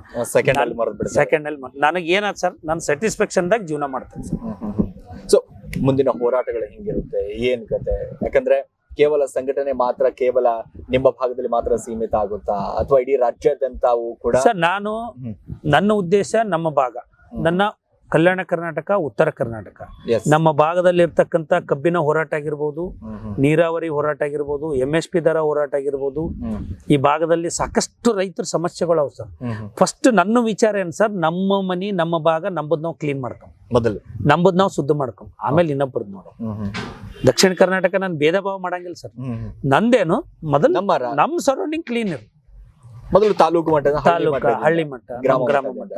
ಅದಕ್ಕೆ ನಮ್ಮ ಭಾಗದಲ್ಲೇ ರೈತರ ಸಮಸ್ಯೆಗಳು ಸಾಕಷ್ಟು ಅವ ಸರ್. ಮೊದಲು ನಮ್ಮ ಭಾಗದಲ್ಲಿ ಹೋರಾಟಗಳನ್ನ ರೂಪರೇಷೆ ಮಾಡ್ತೀವಿ. ಫಸ್ಟ್ ತಾಲೂಕಾ ಮಟ್ಟ, ಜಿಲ್ಲಾ ಮಟ್ಟ, ರಾಜ್ಯ ಮಟ್ಟ, ಧರಣಿ ಸತ್ಯಾಗ್ರಹಗಳು ಸಾಕಷ್ಟು ಇಂದೂ ಎಲ್ಲರೂ ಆಶೀರ್ವಾದ ನಿಂತು ಮಾಡ್ಕೊತ ಬಂದೀವಿ, ಮುಂದೂ ಎಲ್ಲರೂ ಆಶೀರ್ವಾದ ನಿಂತು ಮಾಡ್ತೀವಿ ಸರ್. ಹೀಗಾಗಿ ಏನಪ್ಪ ಅಂತಂದ್ರೆ ಮುಂದಿನ ದಿನದಾಗ ನೀರಾವರಿ, ಆಲಿಮಟ್ಟಿ ಜಲಾಶಯ ಆ ದೇವರ ಕೃಪದಿಂದ ಹೋರಾಟ ಮಾಡಿ ಇನ್ನ 150 TMC ನೀರು ನಿಲ್ಲಿಸಕ್ಕಂಥ ಒಂದು ವ್ಯವಸ್ಥೆ ಆಗ್ಬೇಕು ಅನ್ನೋ ನಿಟ್ಟಿನಲ್ಲಿ ನಾವು ಹೋರಾಟನ ಮುಂದಿನ ದಿನದಾಗೂ ಮಾಡ್ತೀವಿ ಸರ್. ನೋಡಿ, ಈಗ ಸದ್ಯದ ಪರಿಸ್ಥಿತಿ ಅಂತ ರೈತ ಬಹಳ ಕಷ್ಟದಲ್ಲಿದ್ದಾರೆ. ಏನಪ್ಪಾ ಅಂತಂದ್ರೆ ಸರಿಯಾಗಿ ಮಳೆಗಳಾಗ್ತಾ ಇಲ್ಲ. ಮಳೆ ಆದ್ರೂ ಕೂಡ ಬಹಳ ಅತಿವೃಷ್ಟಿ, ಅನಾವೃಷ್ಟಿ ಅನ್ನುವಂಥ ರೀತಿಯಾಗಿ, ಜಾಸ್ತಿ ಆದ್ರೂ ಕೂಡ ಒಂದಿಷ್ಟು ಸಮಸ್ಯೆ, ಕಮ್ಮಿ ಆದ್ರೂ ಕೂಡ ಒಂದು ರೀತಿಯಾಗಿ ಸಮಸ್ಯೆ. ಸರ್ಕಾರ ಸರಿಯಾದಂತಹ ಪರಿಹಾರಗಳನ್ನ ಕೊಡ್ತಾ ಇಲ್ಲ. ರೈತರು ಬಹಳಷ್ಟು ಸಮಸ್ಯೆಗಳನ್ನ, ಯಾಕಂದ್ರೆ ಪ್ರತಿದಿನ ಆದ್ರೂ ಕೂಡ ಭೂಮಿಯನ್ನೇ ನಂಬ್ಕೊಂಡು ಜೀವನ ಮಾಡುವಂತ ರೈತರು ಇದೀಗ ಹಿಂಗಾಗೋಗ್ಬಿಟ್ಟಿದೆ ಅಂತಂದ್ರೆ ಏನ್ ಮಾಡೋದೇನಪ್ಪಾ? ಸಾಕಷ್ಟು ಜನ ಭೂಮಿಗಳನ್ನೇ ಬಿಡ್ತಾ ಇದ್ದಾರೆ. ಸಾಕಷ್ಟು ಈ ಭೂಮಿನ ಬೇಡಪ್ಪ, ಮಾರ್ಬಿಡೋಣ, ಆರಾಮಾಗಿ ಜೀವನ ಮಾಡೋಣ ಅನ್ನುವಂತ ಲೆಕ್ಕಾಚಾರದಲ್ಲಿ ಏನ್ ಹೇಳ್ತೀರಾ ಅಂತ ರೈತರಿಗೆ? ರೈತರಿಗೆ ನಿಮ್ಮ ಜೊತೆಗೆ ನಾವು ಅದೀವಿ. ನನ್ನ ಒಂದು ಸಂದೇಶ, ನಿಮ್ಮ ಆಶೀರ್ವಾದ ನನ್ನ ಮೇಲದ. ನನ್ನ ದೇಹದಾಗ ಜೀವ ಇರತನೂ ರೈತರಿಗೆ ಅನ್ಯಾಯ ಆಗಕ್ಕೆ ಬಿಡಂಗಿಲ್ಲ. ನಾನು ಹೋರಾಟ ಮಾಡ್ತೀನಿ. ಸದ್ಯ ಮಟ್ಟಿಗೆ ಸಾಧ್ಯ ಆದಷ್ಟು ಹೋರಾಟ ಮಾಡಿ ನಿಮಗೆ ನ್ಯಾಯ ಕೊಡಿಸೋ ನಿಟ್ಟಿನಲ್ಲಿ ಇವತ್ತಿನ ದಿನ ಹೋರಾಟ ಮಾಡುವ ಮುಖಾಂತರ ಸರ್ಕಾರಕ್ಕೂ ಬಿಸಿ ಮುಟ್ಟಿಸ್ತೀವಿ. ಕಾನೂನು ಹೋರಾಟ ಮಾಡಿನೂ ನ್ಯಾಯಯುತವಾದಂಥ ಒಂದು ತಮಗೆ ಪರಿಹಾರ ಕೊಡ್ತಕ್ಕಂಥ ಒಂದು ವ್ಯವಸ್ಥೆಯನ್ನ ಮಾಡ್ತೀವಿ ಅನ್ನೋ ಮಾತನ್ನ ರೈತರಿಗೆ ನಾನು ಒಂದು ವಿಚಾರ ತಮ್ಮ ಮುಖಾಂತರ ರೈತರಿಗೆ ಕೈ ಜೋಡಿಸಿ ಕಾಲಿಡ್ಕೊಂಡು ಹೇಳ್ತೀನಿ. ನಮ್ಮ ಭಾಗದಲ್ಲಿ ರೈತರ ಆತ್ಮಹತ್ಯೆಗಳು ಜಾಸ್ತಿ ಆಗ್ಲಕತ್ತವ. ನೀವು ಯಾವುದೇ ರೀತಿ ಸಾಲ ಸೂಲಕ್ಕ ಸಮಸ್ಯೆಕ್ಕ ಎದೆ ಗುಂದದೇನೆ ನಿಮ್ಮ ಜೊತೆಗೆ ದೇವ್ರು ಇರ್ತಾನ, ನಿಮ್ ಜೊತೆಗೆ ನಾವಿರ್ತೀವಿ.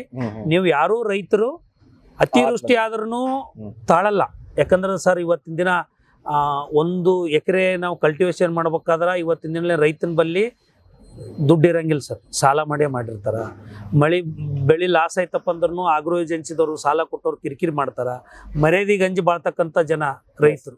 ಒಬ್ಬರು ಮನೆ ಮುಂದೆ ಬಂದು ನಿಂತು ಕೇಳಿದ್ರ ನಮ್ಮ ಮರ್ಯಾದೆ ಹೋಯ್ತಾನೋ ನಿಟ್ಟಿನಲ್ಲಿ ನೀವು ಯಾರು ಏನಪ್ಪ ಅಂತಂದ್ರ ಸಾಲಕ್ಕ, ಬೆಳೆ ಲಾಸಿಗೆ ಪರಿಹಾರಕ್ಕಾಗಿ ನೀವು ಏನಪ್ಪ ಅಂದ್ರೆ ರೈತೆ ಗುಂದದೇನೆ ಆತ್ಮಹತ್ಯೆಗೆ ಶರಣ ಆಗ್ಬೇಡ್ರಿ. ನಿಮ್ ಜೊತೆಗೆ ನಾವು ಇರ್ತೀವಿ, ಹೋರಾಟ ಮಾಡಮು. ಇವತ್ತಿನ ದಿನಲೇ ಸರ್ಕಾರ ಸಾಲ ಮನ್ನಾ ಮಾಡಿದ್ರು ಓಕೆ, ಸಾಲ ಮನ್ನಾ ಮಾಡಲಿಲ್ಲ ಅಂದ್ರೂ ಓಕೆ.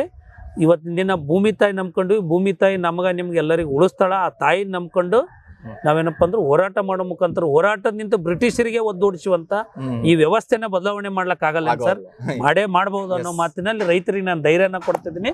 ನಿಮ್ ಜೊತೆಗೆ ನಾವು ಇರ್ತೀವಿ ಅನ್ನೋ ಮಾತನ್ನ ಈ ಸಂದರ್ಭದಲ್ಲಿ ಅವಾಗ ತಾನು ಹೇಳ್ತಾ ಇದ್ರು ಬಹಳ ಅದ್ಭುತವಾಗಿ. ಯಾಕೆ ಅಂತಂದ್ರೆ ನಮ್ಮ ರೈತರು ಬಹಳ ಮುಗ್ಧರು ಸರ್. ಯಾರಾದ್ರೂ ಒಬ್ಬ ಅಧಿಕಾರಿಗಳು ಬಂದು ಮನೆ ಹತ್ರ ಒಂದು ನೋಟಿಸ್ ಅನ್ನ ಅಂಟಿಸ್ಬಿಟ್ರೆ ಅಯ್ಯೋ ಯಾರಾದ್ರೂ ನೋಡ್ಬಿಟ್ರಪ್ಪ. ಅಂದ್ರೆ ರಾಜಕಾರಣಿಗಳಾಗಿರ್ಬೋದು, ಶ್ರೀಮಂತರಾಗಿರ್ಬೋದು, ನೂರಾರು ಸಾವಿರಾರು ಕೋಟಿ ಸಾಲ ಮಾಡಿರ್ತಾರೆ. ಸಾಲ ಮಾಡಿಬಿಟ್ಟು ದೇಶ ಓಡೋಗ್ಬಿಟ್ಟಿರ್ತಾರೆ, ಬೇರೆ ಬೇರೆ ದೇಶಗಳೆಲ್ಲ ಓಡೋಗ್ಬಿಟ್ಟಿರ್ತಾರೆ. ಅಂತವ್ರು ಯಾರು ಕೂಡ ಆತ್ಮಹತ್ಯೆನ ಮಾಡ್ಕೊಳ್ಳಲ್ಲ. ನಮ್ಮ ದೇಶದಲ್ಲಿ ಇರುವಂತ ರೈತರು ನೋಡಿ ಎಷ್ಟು ಮುಗ್ಧರು ಅಂತಂದ್ರೆ, ಒಂದು ನೋಟಿಸ್ ಅನ್ನ ಕೊಟ್ಬಿಟ್ರು, ಅಥವಾ ಯಾರಾದ್ರೂ ಬ್ಯಾಂಕ್ನವ್ರು ಬಂದ್ಬಿಟ್ರು, ಅಥವಾ ಸಾಲದವ್ರು ಬಂದ್ಬಿಟ್ರೆ ಇವ್ರು ನಮ್ಮ ಮನೆ ಬಂದ್ಬಿಟ್ರಪ್ಪ ಹೋಗ್ತಾರೆ. ಹೊಲದಲ್ಲಿರುವಂತ ಯಾವ್ದಾದ್ರು ಒಂದು ಎಣ್ಣೆನೋ ಅದು ಸಿಂಪಡಿಸ್ಬೇಕಾಗಿರುವಂತ ಎಣ್ಣೆ ತಂದಿಟ್ಟಿರ್ತಾರೆ, ಅದನ್ನು ಕುಡಿತಾರೆ. ಇಲ್ಲ ಅಂತಂದ್ರೆ ಹಗ್ಗ ತೋತಾರೆ, ನೇಣು ಹಾಕೋತಾರೆ. ಈ ರೀತಿಯಾದಂತ ಪರಿಸ್ಥಿತಿ ಅಂದ್ರೆ ರೈತ ಬಹಳ ಕಷ್ಟದಲ್ಲಿದ್ದಾನೆ ಸರ್. ಈಗಿನ ಪರಿಸ್ಥಿತಿಯಲ್ಲಿ ನಿಜವಾಗ್ಲೂ ಕೂಡ ಹೇಳ್ಬೇಕು ಅಂತಂದ್ರೆ ರೈತ ಇಷ್ಟ ಸಮಸ್ಯೆಗಳನ್ನ ಅನುಭವಿಸ್ತಾ ಇದ್ದಾನೆ ಅಂತಂದ್ರೆ ಅವನ ಕಷ್ಟ ಅವನಿಗೆ ಗೊತ್ತು. ಯಾಕಂತಂದ್ರೆ ಸಾವಿರಾರು ಲಕ್ಷಾಂತರ ರೂಪಾಯಿ ಆ ಕಡೆ ಈ ಕಡೆ ಹಣ ತಂದು ಹಾಕ್ತಾನೆ, ಸಾಲ ಸೂಲ ಮಾಡ್ತಾನೆ. ಇಲ್ಲಪ್ಪ ಈ ವರ್ಷ ಆದ್ರೂ ಕೂಡ ಬೆಳೆ ಬರುತ್ತೆ, ನಮ್ಮ ಭೂಮಿ ತಾಯಿಯನ್ನ ನಾವು ನಂಬಿದೀವಿ, ನಮಗೆ ಏನಾದ್ರೂ ಒಂದು ಸಿಗುತ್ತೆ ಅನ್ನುವಂಥ ಲೆಕ್ಕಾಚಾರದಲ್ಲಿ ಆದ್ರೂ ಕೂಡ ಕೊನೆಯದಾಗಿ ರೈತನಿಗೆ ಸಿಗೋದು ನಿರಾಸೆ ಬಂದೆ. ಈ ರೀತಿ ಪರಿಸ್ಥಿತಿ ಹಿಂಗೆ ಬದುಕಬೇಕು ರೈತರು ಅಂತ. ಏನಾದ್ರೂ ಒಂದು ಆಲ್ಟರ್ನೇಟಿವ್ ವ್ಯವಸ್ಥೆಯನ್ನ ಸರ್ಕಾರ ಆಗಿರ್ಬೋದು, ಒಂದಿಷ್ಟು ರೈತ ಸಂಘಟನೆಗಳಾಗಿರ್ಬೋದು, ರೈತ ಮುಖಂಡರುಗಳಾಗಿರ್ಬೋದು, ಒಂದೇನಾದ್ರೂ ರೈತರಿಗೆ ಒಂದಿಷ್ಟು ಧೈರ್ಯ ತುಂಬುವಂತ ಕೆಲಸಗಳಾಗ್ಬೇಕಲ್ಲ ಸರ್. ರೈತರು ಎದೆಗುಂದಬಾರ್ದು ಸರ್, ಮೊದಲನೇ ಮಾತು. ಎರಡನೇದ್ದು, ನಮ್ಮ ಭಾಗದಲ್ಲಿ ಒಳ್ಳೆ ನೀರಾವರಿ ವ್ಯವಸ್ಥೆ ಆಗಬೇಕು. ಸರಿಯಾದ ರೀತಿಯಲ್ಲಿ ಏನಪ್ಪ ಅಂತಂದ್ರೆ ಪರಿಹಾರ ಸಮೀಕ್ಷೆಗಳಾಗಬೇಕು. ಇನ್ಶೂರೆನ್ಸ್ ಕಂಪ್ನಿಗಳು ಏನಪ್ಪ ಅಂದ್ರೆ ಟೈಅಪ್ ಆದಂಥ ಇನ್ಶೂರೆನ್ಸ್ ಕಂಪ್ನಿಗಳಾಗಬಾರ್ದು.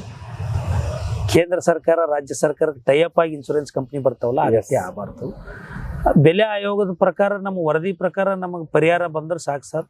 ರೈತರು ಏನು ಲಾಸ್ ಆಗ್ಯದ ಅದನ್ನ ಬರ್ಸ್ತಕ್ಕಂಥ ವ್ಯವಸ್ಥೆ ಅಂದ್ರೆ ಏನು ಸರ್, ಇವತ್ತು ಈ ಭಾಗದಲ್ಲಿ ದ್ರಾಕ್ಷಿ ಆಗ್ಬೋದು, ಕಬ್ಬಾಗಿರ್ಬೋದು, ಲಾಸ್ ಆಯ್ತು. 1 ಎಕರೆಗೆ ಎಷ್ಟು ಖರ್ಚಾತ ಅನ್ನೋದು ಬೆಲೆ ಆಯೋಗದ ವರದಿ ಅದ. ಅಷ್ಟು ಖರ್ಚನ್ನ ಪರಿಹಾರ ಕೊಟ್ರೆ ಸಾಕು ಸರ್. SDRF NDRF ಫಂಡಿನ ಪ್ರಕಾರ ಪರಿಹಾರ ಕೊಡ್ತೀನಿ ಅಂದ್ರೆ ಆಗಲ್ಲ ಸರ್, ಆಗಲ್ಲ. ಹಿಂಗಾಗಿ ಸರ್ಕಾರ ಏನ್ ಮಾಡ್ಬೇಕು ಸರ್, ಲಾಸ್ ಎಷ್ಟಾಗ್ತದೆ. ಈಗ ಒಂದು ಫ್ಯಾಕ್ಟ್ರಿ ಸುಟ್ಟಪ್ಪ ಅಂದ್ರೆ ಅದು ಎಷ್ಟು ಲಾಸ್ ಆಗಿದೆ ಅಷ್ಟು ಇನ್ಶೂರೆನ್ಸ್ ಕ್ಲೇಮ್ ಆಗ್ತದೆ ಸರ್. ರೈತರಿಗೆ ಯಾಕೆ ಹಂಗ ಆಗಲ್ಲ ಸರ್? ರೈತರು ಎಷ್ಟೇ ಇನ್ವೆಸ್ಟ್ಮೆಂಟ್ ಮಾಡಿದ್ರು ಒಂದು ಫ್ಯಾಕ್ಟರಿ ಇನ್ವೆಸ್ಟ್ಮೆಂಟ್ ಗೋಡನ್ ಲಾಕ್ ಮಾಡಿ ಕೀಲಿ ಹಾಕೊಂಡು ಹೋಗ್ತಾರೆ ಸರ್. ರೈತರು 1 ಲಕ್ಷ ಇನ್ವೆಸ್ಟ್ಮೆಂಟ್ 1 ಎಕರೆದಾಗ ಬಿಟ್ಟು ಆಕಾಶ ನಂಬ್ಕೊಂಡು ಬಿಟ್ಟು ಹೋಗ್ಬಿಡ್ತಾರೆ ಸರ್ ಹೊಲದಾಗ. ಅದು ಯಾರೋ ಕಳು ಮಾಡಬಹುದು, ಇಲ್ಲ ಅತಿವೃಷ್ಟಿ ಮಳೆ ಬರ್ಬೋದು, ಇಲ್ಲ ನೆರೆ ಹಾವಳಿ ಬರ್ಬೋದು, ಏನೋ ಬಂದು ಇಲ್ಲ ಸಂರಕ್ಷಣೆ ಆಗ್ಬೋದು.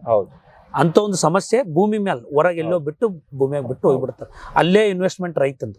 ಸೊ ಆ ಇನ್ವೆಸ್ಟ್ಮೆಂಟಿಗೆ ಎಷ್ಟು ಖರ್ಚು ಮಾಡ್ತಾರ ಅಷ್ಟನ್ನ ಪರಿಹಾರ ಸಿಕ್ಕ ರೈತ ಲಾಸ್ ಆಗಲ್ಲ. ಅದಕ್ಕೆ ಸರ್ಕಾರ ಮುಂದಾಗ ಟೆಕ್ನಿಕಲ್ ವಿಚಾರ ಸರ್. ನೀವು ಏನಿಲ್ಲ, ಬೆಲೆ ಆಯೋಗ 1 ಎಕರೆಗೆ ಎಷ್ಟು ಖರ್ಚು ಮಾಡತ್ತಂತ ನಿಮ್ದೇನು ವರದಿ ಅದ, ಆ ವರದಿ ಪ್ರಕಾರ ನೀವು ಪರಿಹಾರ ಕೊಡ್ರಿ. SDRF NDRF ಪ್ರಕಾರ ಅಲ್ಲ. SDRF NDRF ಹೆಕ್ಟರ್ ಬೇಡ, ಎಕರೆ ಪ್ರಕಾರ ಕೊಡ್ರಿ. ನನ್ನ ಸಂದೇಹ ಅಷ್ಟಾದ್ರೆ ಸಾಕು ಸರ್ ನಮ್ಗೆ, ರೈತರಿಗೆ ಏನೋ ಅಂತ. ಮತ್ತೆ ಇನ್ನೊಂದು ಸರ್, ಇವತ್ತು ಪಂಪ್ಸೆಟ್ ವಿಚಾರವಾಗಿ ತಮ್ಮ ಮುಖಾಂತರ ಸರ್ಕಾರಕ್ಕೆ ಈ ಜೆಸ್ಕಾಮು ನಮ್ದೇ ನಿಗಮಗಳು, ವಿದ್ಯುತ್ ಸರಬರಾಜು ನಿಗಮಗಳೇನವ, ಅವ್ರಿಗೆ ನಾನು ಒಂದು ಸಂದೇಶ ಕೊಡ್ತೀನಿ. ನೀವು ನಮಗ ಪುಗ್ಸಟ್ಟೆ ಕರೆಂಟ್ ಕೊಡಲಾಗಿರಿ.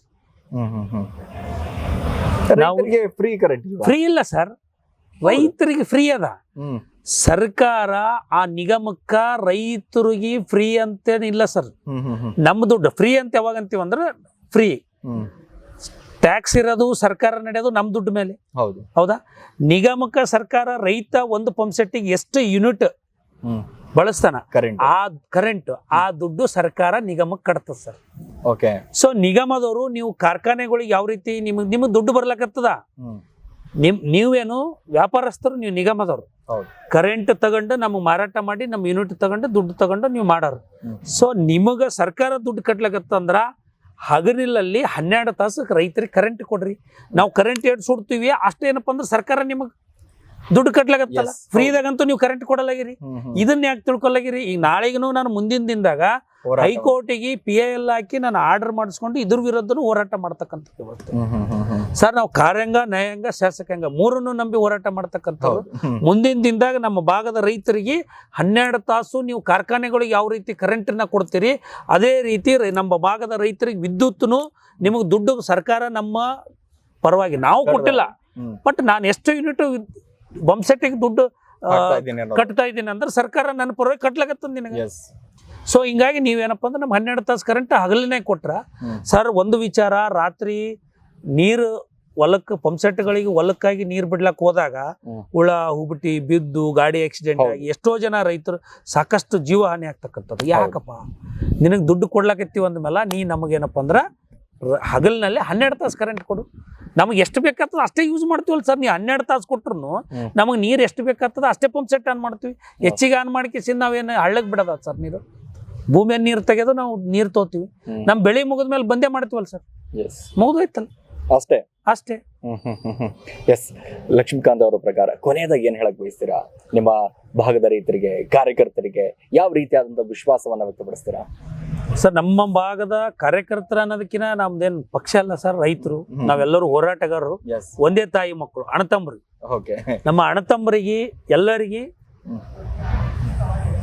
ಹೋರಾಟ ಮಾಡಮು. ಭೂಮಿಗೆ ಹುಟ್ಟಿವಿ, ಭೂಮಿ ಮೇಲೆ ಹುಟ್ಟಿವಿ. ಒಂದೇನಾರೇ ನಮ್ಮ ಭಾಗಕ್ಕೆ ಕೊಡುಗೆ ಕೊಟ್ಟು ಸಾಯಮ್ಮು. ನಮ್ಮ ಭಾಗದ ಜನರ ಸಲುವಾಗಿ ನಾವು ಹೋರಾಟ ಮಾಡಿ ನಮ್ಮ ಭಾಗದ ರೈತರಿಗೆ ಏನಪ್ಪ ಅಂದ್ರೆ ನ್ಯಾಯ ಕೊಡಿಸಮು. ರೈತರ ಸೇವೆ ಮಾಡಿದ ಸರ್. ನಿಮ್ಗೆ ಇನ್ನೊಂದನ್ನು ಹೇಳ್ತೀನಿ, ನಾನು 2013 ನಿಂತೇನು ನಮ್ಮ ಭಾಗದಲ್ಲಿ ರೈತ ಸಂಘಟನೆ ಕಟ್ಟಿದ ಮೇಲೆ ಪ್ರತಿ ವರ್ಷ ರೈತನೇ ದೇವ್ರು ಅಂತೇಳಿ ನಮ್ಮ ಭಾಗದಲ್ಲಿ ಇರ್ತಕ್ಕಂಥ ಪ್ರಗತಿಪರರ ರೈತರ ಪಾದ ಪೂಜೆ ಮಾಡಿ ಸನ್ಮಾನ ಮಾಡ್ತೀವಿ ಸರ್. ಡಿಸೆಂಬರ್ 23 ರೈತ ದಿನಾಚರಣೆ ದಿನ ಕೃಷಿ ದೇವೋಭವ ಅಂತೇಳಿ ರೈತರಿಗೆ ಪಾದ ಪೂಜೆ ಮಾಡಿ ಸನ್ಮಾನ ಮಾಡ್ತಕ್ಕಂಥ ಒಂದು ವ್ಯವಸ್ಥೆ ಅದ. ರೈತರೇ ದೇವ್ರಂದಿವಿ, ರೈತರಿಗೆ ನಿಮ್ಮ ಜೊತೆಗೆ ನಾವು ಇರ್ತೀವಿ ಅನ್ನೋ ಮಾತನ್ನ ನಾ ಈ ಸಂದರ್ಭದಾಗ ತಮ್ಮ ಮುಖಾಂತರ ಹೇಳ್ತೀನಿ. Yes, thank you sir. ತುಂಬಾ ಅದ್ಭುತವಾಗಿ ಮಾತಾಡಿದ್ರಿ ಸರ್. ರಾಜ್ಯ ರೈತ ಸಂಘ, ಹಸಿರು ಸೇನೆ, ರೈತ ಸೇನೆ ಬಹಳಷ್ಟು ಅದ್ಭುತವಾಗಿ ಮಾತಾಡಿದ್ರಿ. ಆ ಭಾಗದ ರೈತರ ಸಮಸ್ಯೆಗಳನ್ನ ಒಂದಿಷ್ಟು ಆಲಿಸುವಂಥದ್ದು, ಮುಂದಿನ ದಿನಗಳಲ್ಲಿ ಏನಾದರೂ ರಾಜಕೀಯ ಪ್ರವೇಶ ಆದಂತ ಸಂದರ್ಭದಲ್ಲಿ ಆ ಭಾಗದ ರೈತರ ಸಮಸ್ಯೆಗಳನ್ನ ಎಲ್ಲವೂ ಕೂಡ ಬಗೆಹರಿಸಿ ಅನ್ನೋದೇ ನಮ್ಮ ಆಶಯ. ಸೊ ಥ್ಯಾಂಕ್ ಯು ಸರ್, ಧನ್ಯವಾದಗಳು ನಿಮ್ಮ ಅಮೂಲ್ಯ ಸಮಯ ಕೊಟ್ಟಿದ್ದಕ್ಕೆ. ಎಸ್, ನೋಡಿದ್ರಲ್ಲ, ಲಕ್ಷ್ಮೀಕಾಂತ್ ಪಾಟೀಲ್ ಅವರು ಬಹಳ ಅದ್ಭುತವಾಗಿ ಮಾತಾಡಿದ್ರು. ರೈತರ ಕಷ್ಟಗಳನ್ನ ಬಹಳ ಹತ್ತಿರದಿಂದ ನೋಡಿದವರು, ಬಹಳಷ್ಟು ರೈತರಿಗಾಗಿ ಪ್ರತಿಭಟನೆಗಳನ್ನ ಮಾಡಿದವರು, ರಾತ್ರಿ ಹಗಲು ಅನ್ನೋದೇ ಬಹಳಷ್ಟು ರೈತರಿಗಾಗಿ ಹೋರಾಟಗಳನ್ನ ಮಾಡಿದ್ದಾರೆ. ಆಲ್ಮಟ್ಟಿ ವಿಚಾರಕ್ಕೆ ಸಂಬಂಧಪಟ್ಟ ಹಾಗೆ ಆಗಿರ್ಬೋದು, ಬೇರೆ ಬೇರೆ ವಿಚಾರಕ್ಕೆ ಸಂಬಂಧಪಟ್ಟ ಹಾಗೆ ಆಗಿರ್ಬೋದು, ರೈತರ ಬೆಳೆಗಳ ವಿಚಾರಕ್ಕೆ ಸಂಬಂಧಪಟ್ಟ ಹಾಗೆ ಆಗಿರ್ಬೋದು, ಅದೆಲ್ಲದಕ್ಕೂ ಕೂಡ ಹೋರಾಟ ಮಾಡಿದಂತ ಸಂದರ್ಭದಲ್ಲಿ ಕೊಟ್ಟಿರುವಂತ ಒಂದೇ ಒಂದು ನ್ಯಾಯ ಅಂತಂದ್ರೆ ಅದು ಲಕ್ಷ್ಮೀಕಾಂತ್ ಎಸ್ ಪಾಟೀಲ್ ಅವರು ನಿಜವಾಗ್ಲೂ ಹೇಳ್ಬೇಕು ಅಂತಂದ್ರೆ ಇಷ್ಟು ಅದ್ಭುತವಾಗಿ ಹೋರಾಟಗಳನ್ನ ಮಾಡಿದ್ದಾರೆ. ಅದೆಷ್ಟು ಹೋರಾಟಗಳನ್ನ ಮಾಡಿದಾರಲ್ಲ, ಆ ಎಲ್ಲಾ ಹೋರಾಟಗಳಿಗೆ ನ್ಯಾಯ ದೊರಕಿಸಿಕೊಡುವಂತ ಕೆಲಸವನ್ನ ಮಾಡಿದ್ದಾರೆ. ಸೊ ಇದೇ ರೀತಿಯಾಗಿ ಅವರ ಕಾರ್ಯಗಳು ಮುಂದುವರಿಲಿ, ಅವರಿಗೆ ಒಳ್ಳೇದಾಗ್ಲಿ ಅನ್ನೋದೇ ನಮ್ಮ ಆಶಯ. ನಮಸ್ಕಾರ.